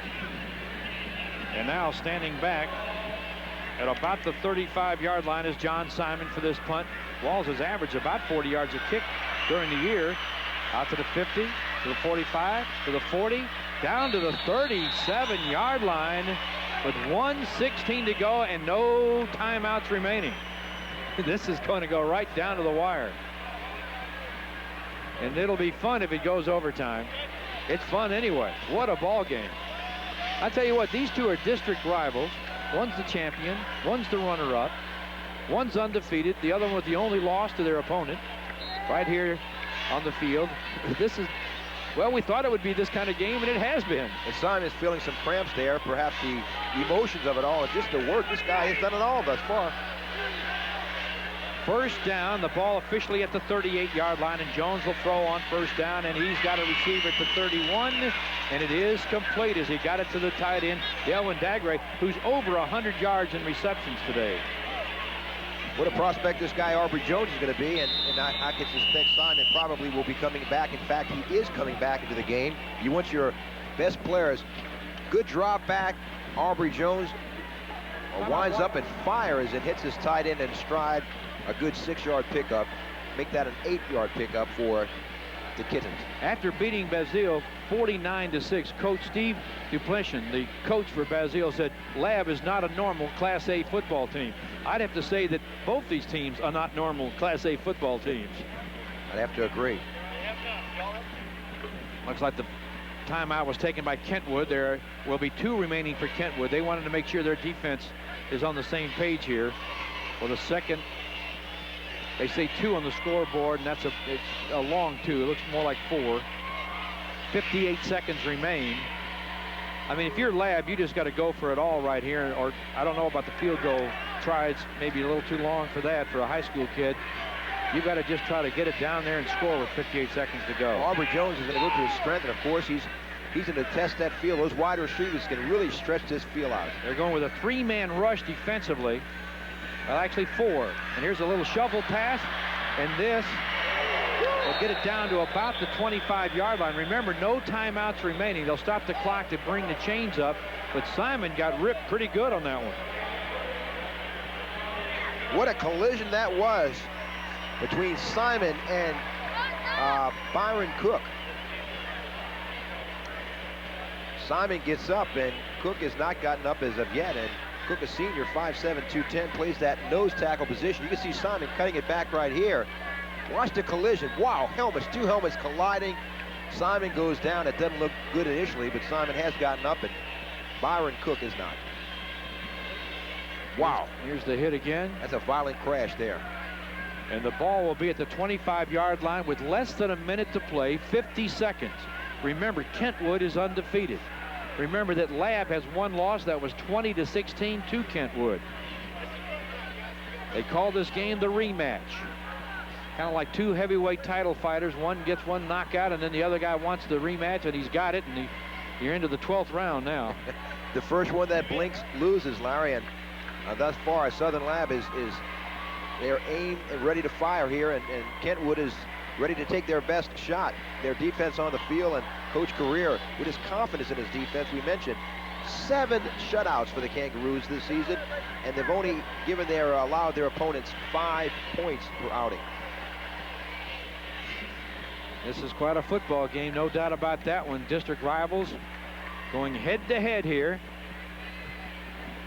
in a championship game in the Superdome. Top-ranked Kangaroos against the number 2 Kittens. Kangaroos have had a potent offense all year. In fact, they scored on their first 5 possessions in their game over Newellton when they won 45-0. And Newellton wasn't any slouch. They were ranked 10th in the state and were District 4 champs. Coached by Randy Peters, they went 10-3 this year.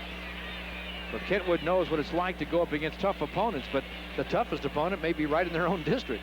Well, this does not a good sign as they bring the cart out for Byron Cook. There was quite a collision, and when you got any type of potential head or neck injury, Larry, you have to take all precautionary measures, and Byron Cook did have a violent collision with John Simon, and they're gonna make sure that he's okay and take him off on a stretcher. What a class move here by the Southern Lab Kittens. They have gotten together with a little prayer there at the 30-yard line, and hoping that this player is not hurt very seriously. His legs are bending up, and that's a good sign too, that he's not laying completely prone on the playing surface, and that is always a good sign when you have that. Now they will move him very carefully. He may have some numbness, and when you have that, you don't want to take any chances at all, and we're hoping that it's not serious. The head coach, and we'll take a timeout and be right back.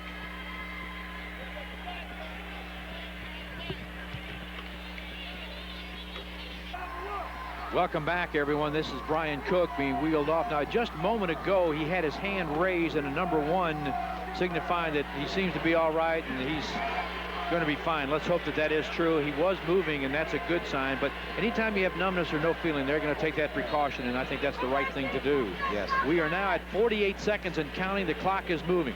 It is 1st and 10, 25-yard line. Remember, this is the last few seconds of the game. This is Aubrey Jones throwing to the right, complete and out of bounds, stopping the clock as he gets it to Kennard Thomas.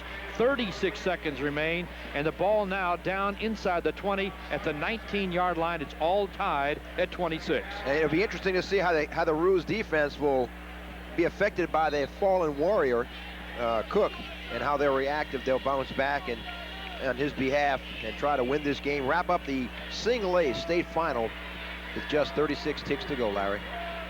Mac Garrett, I believe, is the player that has replaced him. A 6'1", 290-pound senior who also plays center, a middle linebacker, number 53. Here we go with 2nd down and 3, and a long throw to the end zone, and this ball may have been picked off. The defensive back over there is Ernest Carter, and I think he's just intercepted it to preserve the tie with 28 seconds remaining. Ernest Carter may have saved the day with 28 seconds left, and once again, Aubrey Jones is burned with an interception. He just tried to lay it up there and let one of his players run underneath it and make a jump ball for an opportunity here. Laid it up a little high, and Ernest Carter came up with it. You had Diagre was in the area along with Kennard Thomas, but Carter came down with it for the Roos. That's 2 interceptions here in the 4th quarter, and now with 28 seconds remaining, they'll just kneel it down and look for overtime. And boy, this is going to be an interesting format now to see who can win this football game in OT. 19-18, the seconds tick away. It's all tied at 26. There's the time on the clock as it ticks away. There's no need to even run another play, and they won't. Now, what's your strategy in overtime?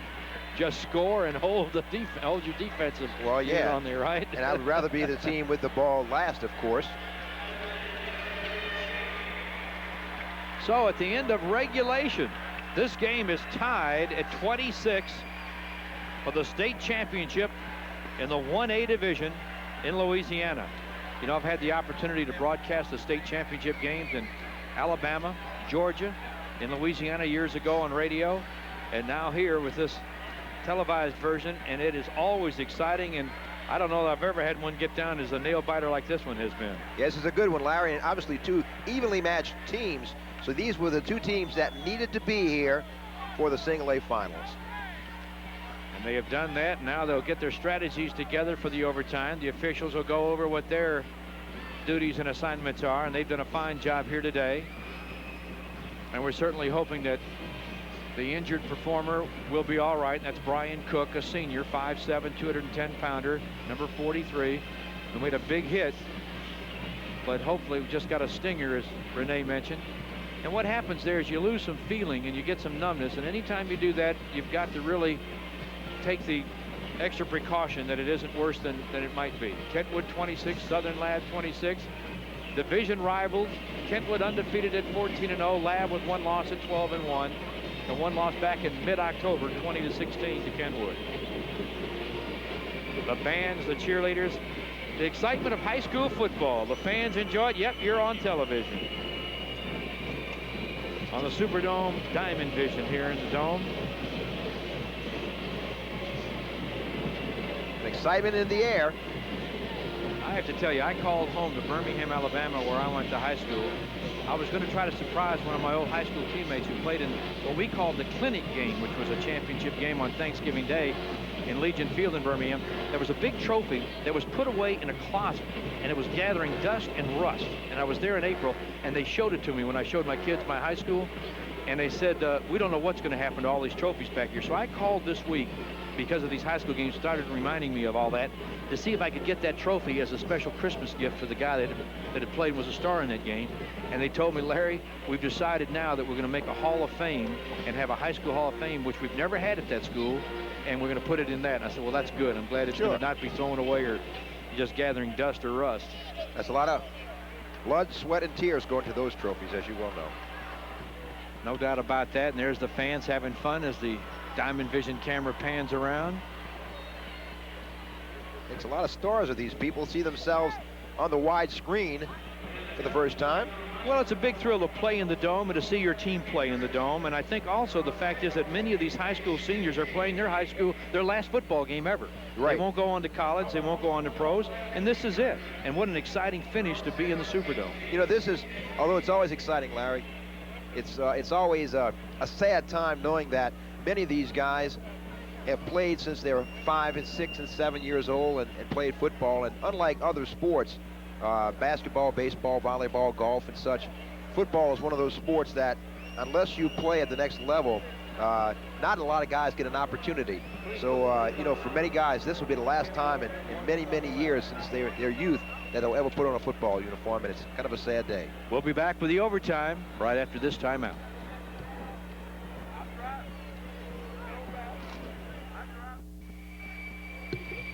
There's Southern Lab in their green and gold, actually Kelly green and lemon yellow.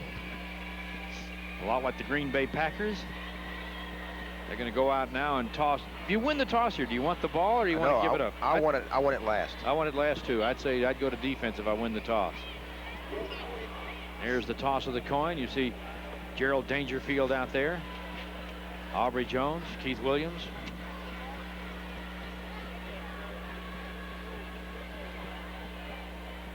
And they're talking over which goal to defend and which way the teams will line it up for this overtime. Looks like Lab will have it first. Like to see those two guys shake hands like that, two leaders. You know, many times they go to the same school. Wouldn't that be something if Dangerfield became a fullback and Jones a quarterback at the same school one day? Yes. That'd be wild. Well, they always exchange stories. And, you know, of course, these games, the stories get a little bigger. Fish stories, you know, how the game got a little longer, and I did this and you did that. And like the commercial we saw with the snow falling. And the exactly right. So a lot of guys some guys play against, and there'll be some guys in the Superdome Classic will be playing on Sunday afternoons in years to come, Larry. Oh, yeah, that has happened many times, that's for sure. And I can remember a high school game back years ago in Birmingham when Jeff Rutledge was the quarterback against a high school team named Woodlawn. It was Banks versus Woodlawn, and Tony Nathan was the running back at Woodlawn. And neither anyone thought that they'd go to the same school. They ended up both going to Alabama. They both went on to the NFL, National Football League, and they're both in coaching now, one in college and one in the pros. Well, here we go. Into overtime, the ball placed at the 10-yard line. And this will be an entertaining few minutes here. There won't be any clock. It's strictly a 4-down opportunity. Unless they lose the football, they could lose it on a fumble or an interception. Exactly. And, you know, I mean, the thing is that if both teams continue to score or neither team scores, this overtime could go on endlessly. Well, kind of like the Auburn-Georgia game this year. I didn't think that one would ever end. Of course, they had the ball deeper, but the defenses were so tired by that time, neither team could stop each other. All right, here we go. Overtime. First down play. Standard I formation, but Simon goes in motion, so there's 1 back and 3 receivers. Keith Williams straight ahead, all the way down to the goal line, and they haven't indicated yet. They have not given him the touchdown, but they did give him down to the 1-inch line. Boy, he shot through that hole, and Keith Williams was probably not the play that the Kangaroos were anticipating, and the fullback, who is primarily a blocking back, carries the mail and gets down near the 1-yard line, inside the 1-yard line, and he's just inches away from pay dirt.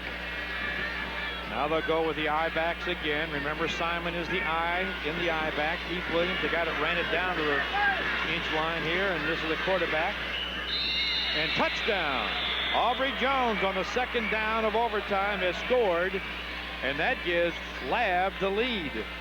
And here we go with an all-important extra point. We have seen this to be an adventure today. It's kind of odd, and I think Kangaroos were anticipating Simon getting his hands on the ball, and probably they were used as a decoy, and just Jones running behind Matibia, the center, who they call the best offensive player, Larry Matibia, 6'1", 285-pound product. And now with as you mentioned, all-important extra point is coming. Matibia will snap. Marlon Williams will hold. And the kick is up, and it is good. And that kick made by Aubrey Jones. So the quarterback scores all 7 points here in the OT. And now it's kind of like we've served. Now it's in your court. Lab leads it 33-26. Pressure on Kentwood.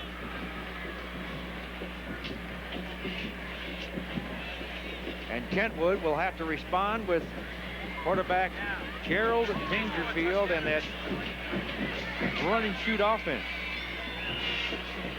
They've got 2 slots or 2 wing backs. They use 1 back in the backfield. A lot of options here when you're on the 10-yard line, what to do in this offense. Yeah, there is, and I'm sure Dangerfield will be a part of it no matter what. I can suspect he'll carry the ball at least one time if they do go the complete 4 down. Addison is the fullback. They get 4 tries if they don't turn the ball over. All right, here we go in overtime. First down play, Kentwood. A pass to the end zone. If it's picked off, nope, it goes incomplete, and boy, Keith Williams was upset that he didn't come down with it. Had he come down with that, he would have made 2 big plays in this overtime because he set up that touchdown by Jones and a near interception by Keith Williams, I should say. Let's take another look at it here. The pass to the end zone. White.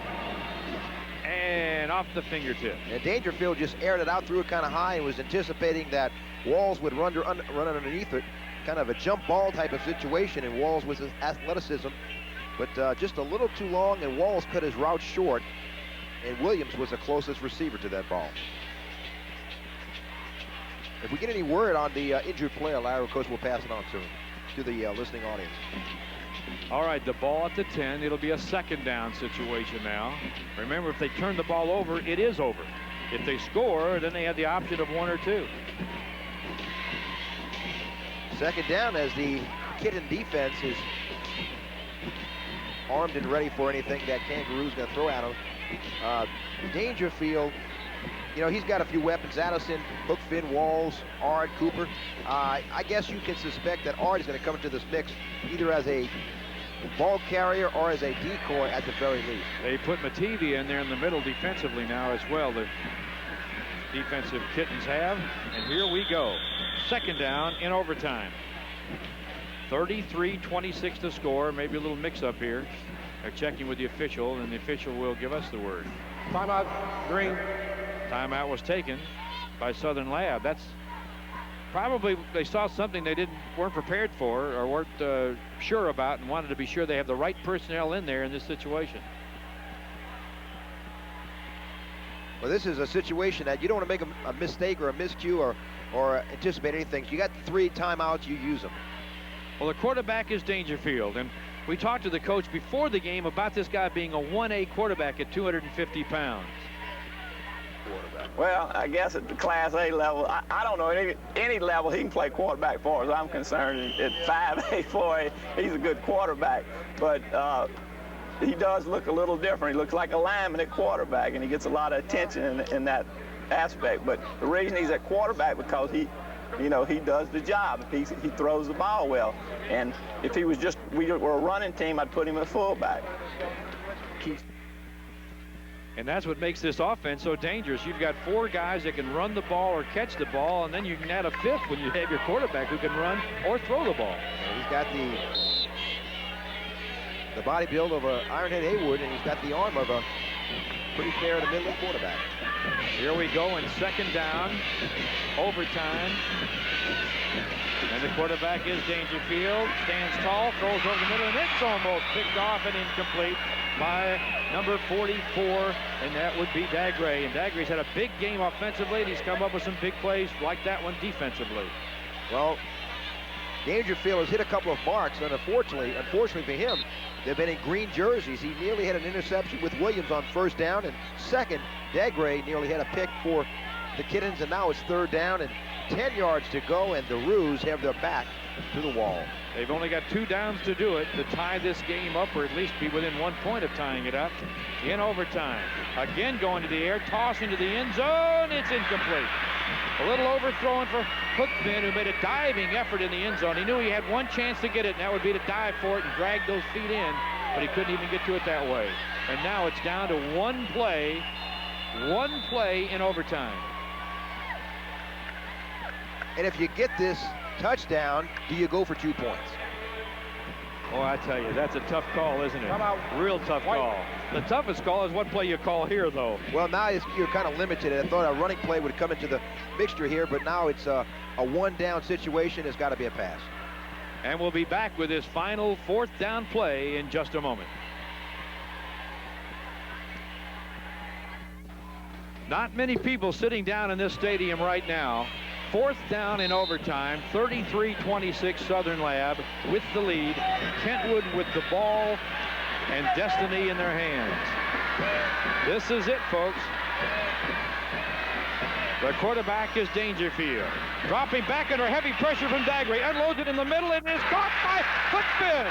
Holy mackerel. What a play by the quarterback, Dangerfield, who is being rushed and hit by Dagray. And a leaping catch. Very reminiscent of the 49ers grab when they called it the catch. But a flag is down in the backfield. Now what's the call? It looked like it may have been a face mask, as Dagray may have gotten his, inadvertently, may have gotten his hand mixed up with Dangerfield's face mask, and watch the call. Face mask, defense, refuse, touchdown. There it is. So now the all-important 1 or 2 points right here. Look, you can see, wow.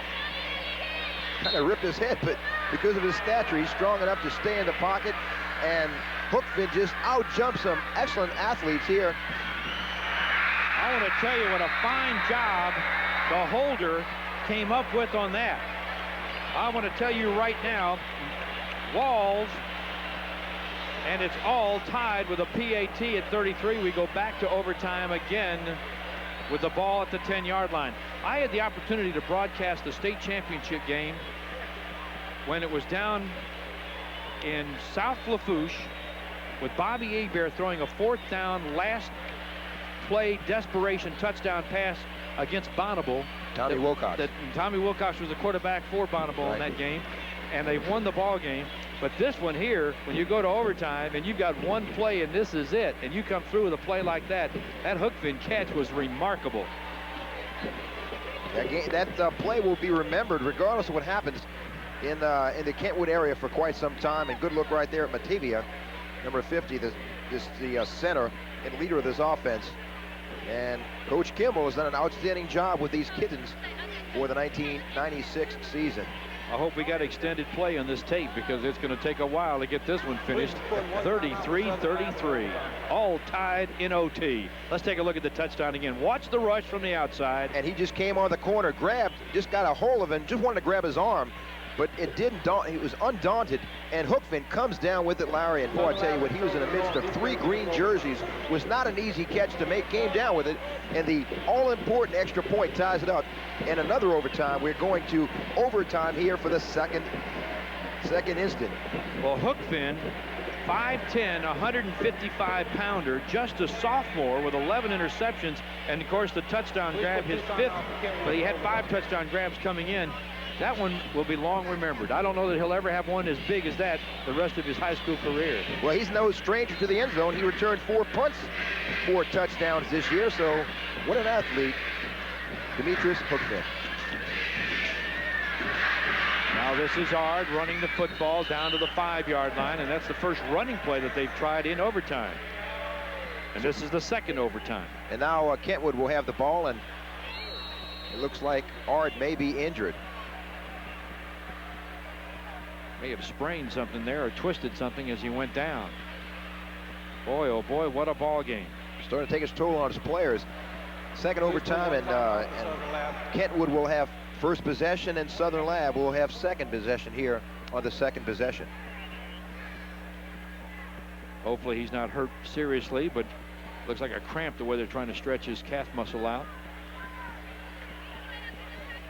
Officiating crew, Larry's done a pretty good job this evening. Yes, they have. Down at the 5-yard line, it'll be a second down in the overtime, second overtime. What a seesaw battle. In the first half, it was 13-13. It was 19-19 at the end of 3 quarters, and it was 26-26 at the end of the regulation game. Now in the overtime, 33-33, and we're in the second OT. One team's passing, the other team's running. And of course, it was the pass from the running team that got the score that tied it up. It looks like Ard doing that coming from that slot position, just circling in, and he just may have injured a leg going down, and he'll be coming off in his own power. So here we go with a second down situation, 2nd and 5, and Dangerfield brings the troops up to the line. Defense really being tested here, and you've got, as I mentioned, Larry Matevia back on the defensive side of the ball in the middle in a goal line stand tight defense. Dangerfield running to the right, to the 4, to the 3, down finally just a little inside the 3-yard line, and it'll bring up a 3rd down in the second OT. And I'll tell you something, Derek Kuhn had his 350-pound frame wrapped around Dangerfield, and he wasn't going anywhere. That's an anchor you can't drag anywhere. Watch this. He's going to get a hold of him. Kuhn's going to get a hold of him, number 75, and stands up by Matthews, and Kuhn is not going to let go. And boy, you're not going to drag 350 pounds into the end zone, Larry. Baton Rouge and Kentwood battling head-to-head with Kentwood and Southern Lab. 3rd down in the overtime for Kangaroos. And he takes the snap and he's hit right away, and that's Matevia playing the nose in this goal line defense. Not only is he a center, but it looks like he's a pretty good defensive player with quickness. Yeah, he's 6'1", 285, shot the gap at the snap of the ball. Watch, he just came off at the snap. Timeout. Offense. I mean, he came off quickly, just split the alignment there and came off at the snap and dropped Dangerfield for a loss. Almost got a fumble out of it. He almost knocked that ball loose. That's how quick he was in there. He gets the snap and a hit almost immediately after the snap. The thing is, if they hold Kentwood here in 4th down, they're a pressure team. They scored on 4th down last possession. Of course, Southern must capitalize on this and score, because if they don't score, we're right back to square one again. It is 4th down. Do you try a field goal or you try to punch it in? That's another thing you could look at. Well, seeing the problems they've had with the kicking woes, I say you have to go with the ground attack at the very least. I'd go with that too, but then if you're Lab and you're 4th down, you might go with the kick. Well, perhaps. Depends where you are, though. If you're at the 10 or 15 or if you're at the 3. Whatever. This one right now at the 5-yard line, 4th down in OT, second OT. You know, Larry, I'm glad we're here. We don't have to make that decision. Well, that's what makes coaches grow old in a hurry. We can speculate all we want, can't we? Think about Eddie Robinson. How many times has he been in decision-making situations over 55 years at Grambling, huh? He's had a lot of decisions, and he'll have one more year to make them. They've allowed him another year up there with the Grambling program, and here we go. 4th down, second overtime. Ball inside the 5. This is Dangerfield. He's throwing to the end zone, and he goes incomplete, but now a flag goes down. He was trying to go into the corner, and he had a couple of receivers that he was looking at over there, but it goes incomplete, but a flag went down with it. It looks like a hold in the end zone. If it is, it'll be a 1st down at the 1-yard line, and that looks like what's going to happen, Larry. They may have caught one of the Kitten defensive backs with his hand on a white jersey. Holding before the pass by the defense. Travis Wesby looked like the intended receiver, although Demetrius Hookfin was following behind him, and oh, is he upset. Yes, oh man, you can't call that right here. Gerald Kimball upset. And now, instead of having the football with a chance to win this state championship, it's come down to a 1st down situation now, and Kentwood really down inside deep in the territory. Well, I'd say it's going to be tough to pick this up here, but someone interfered, and Larry, I tell you what. He says it was before the throw, so what we're picking up there is the throw. Let's see, all the way back there, still can't see it even there, but the ball is in the air at that point.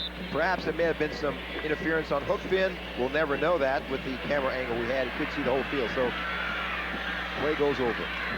And here we go with the quarterback throwing to the end zone. The ball deflected and knocked away, and that will do it on that play, and the ball will go over. They just had the one play over. It was not an automatic 1st down. It was given the 4th down over again, and now we've got a situation where Southern Lab will indeed take over with a chance to win this football game. Well, it's just half the distance to the goal what the play was. Great effort by Degray right there. Intended for Ard, incomplete, and now the Kittens must capitalize with possession.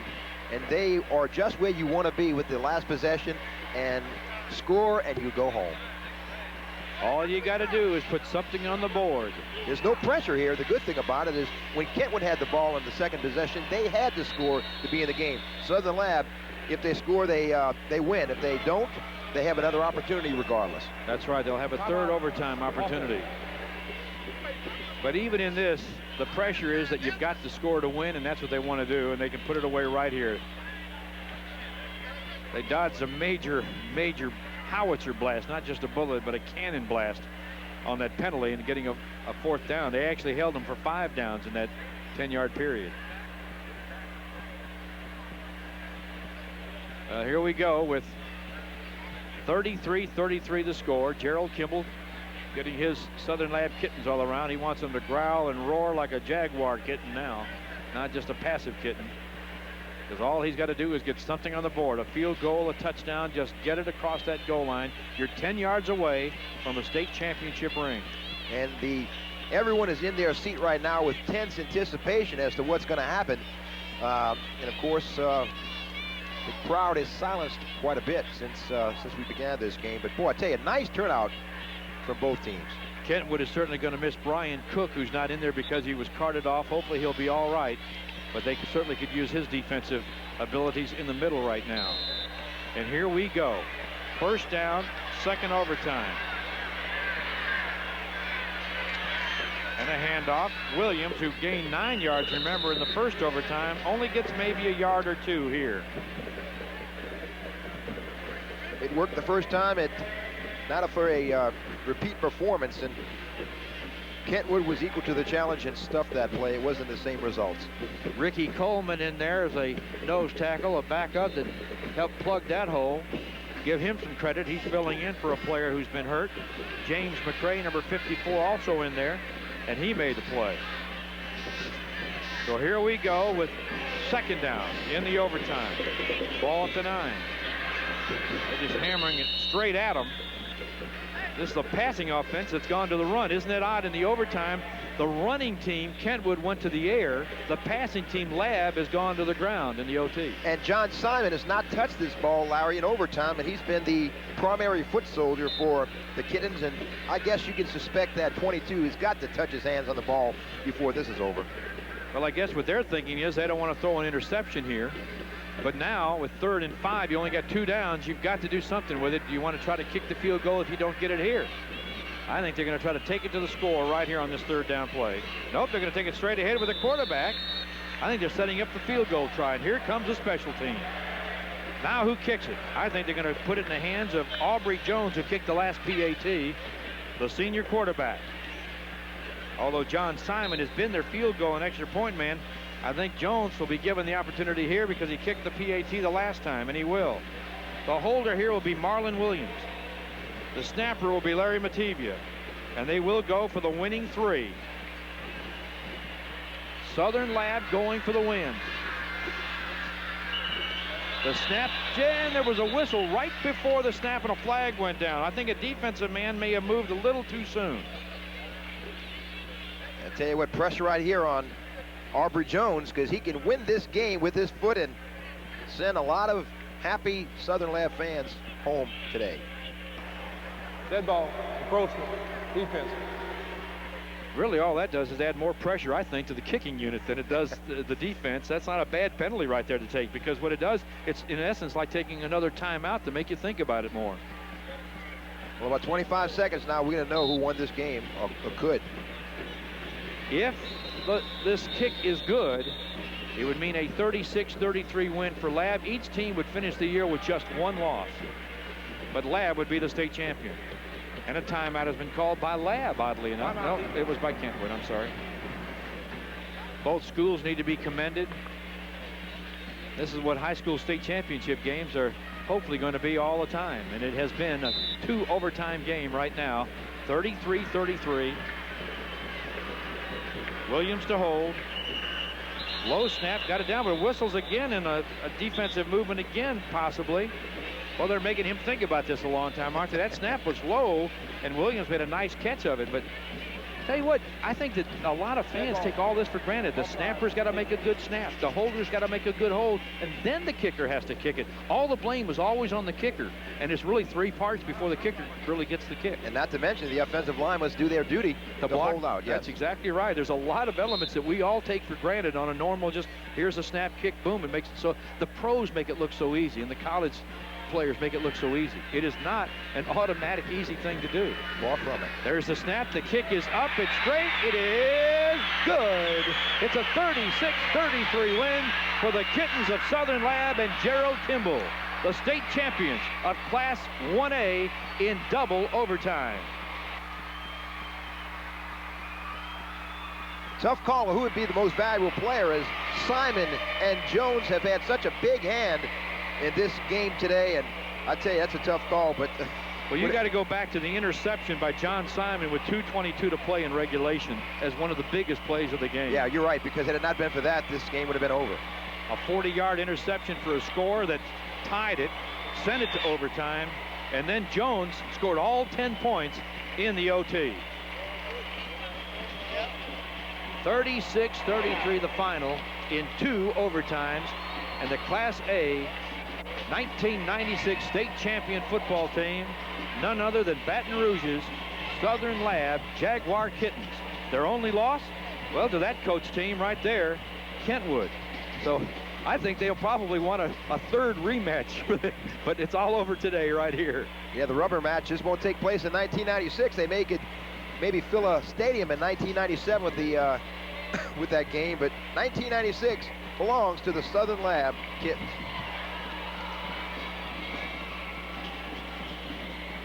The teams congratulating each other, shaking hands, walking out there. We'll have the presentation of the trophy here coming up shortly. What a ball game. There's Gerald Dangerfield. He gets no respect, but he should. His team only lost 1 game all year, and they took a double overtime game to do it. You'll see him in college, and Renee mentioned he's a quarterback now, but I think you'll see him as a fullback in the college ranks, and he looks like he'll be a pretty good one.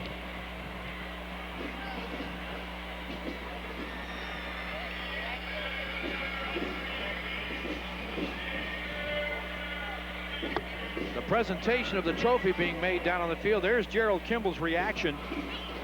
The head coach knows he has just won a state championship.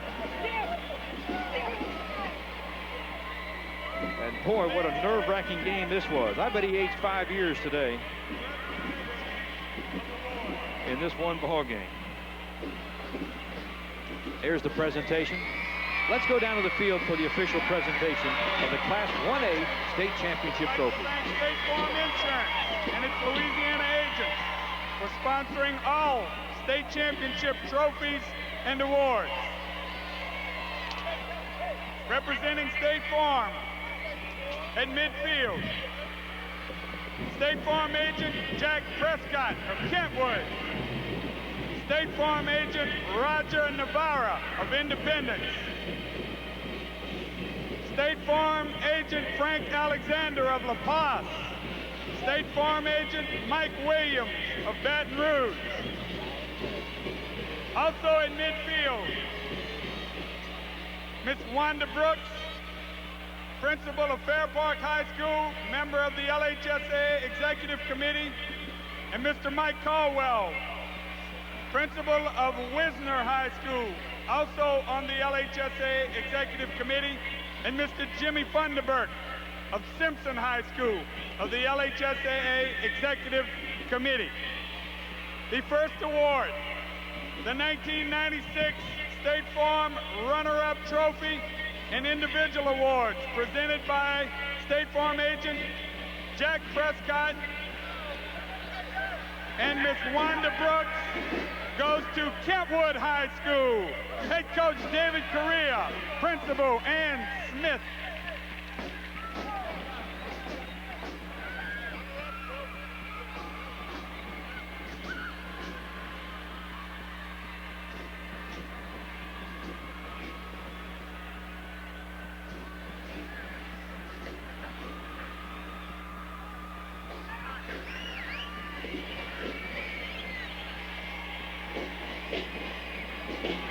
The next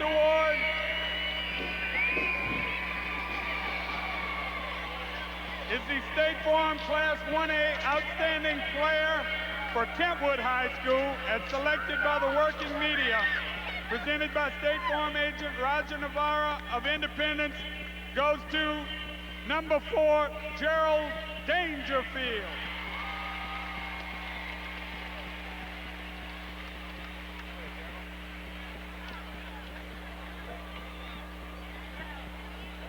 The next award is the Biden Souvenir Game Ball, being presented by Mr. Jimmy Funderburk of Simpson High School, member of the LHSA Executive Committee, to Southern Lab head coach Gerald Kimball.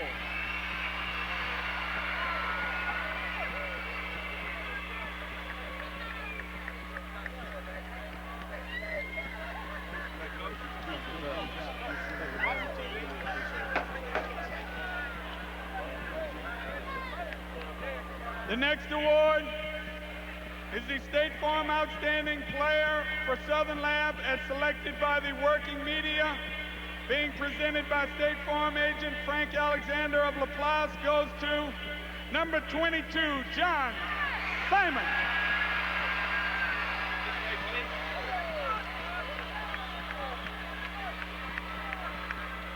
The final award being presented by State Farm agent Mike Williams of Baton Rouge and Mr. Mike Caldwell, principal of Wisner High School, LHSA Executive Committee member, the 1996 State Farm Class 1A State Championship Trophy to Southern Lab High School. Head coach Gerald Kimball, principal James Machen.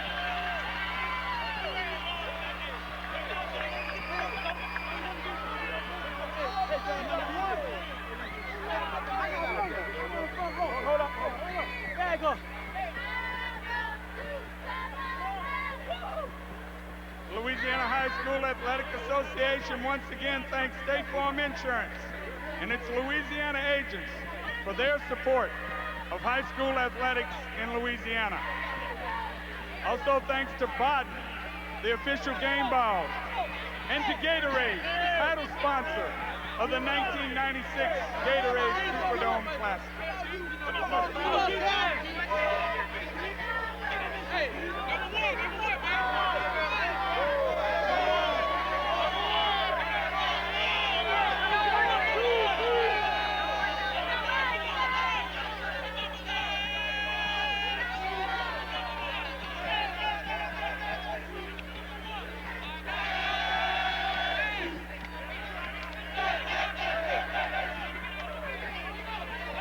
Well, they'll be talking about this one for a long time, both in Kentwood and in Baton Rouge, and I'm sure that they want a rematch, but it's one loss for each team during the year, but the game won here today in the Superdome gives the state 1A championship to Southern Lab. And Southern Lab wins the second game, which is the most important, the state title game, 36-33, double overtime, the longest played game in state football history, over 3 hours and 11 minutes. John Simon is the MVP of the game, but Gerald Dangerfield also got an award, and of course the big award, the state championship trophy, presented to the head coach Gerald Kimball.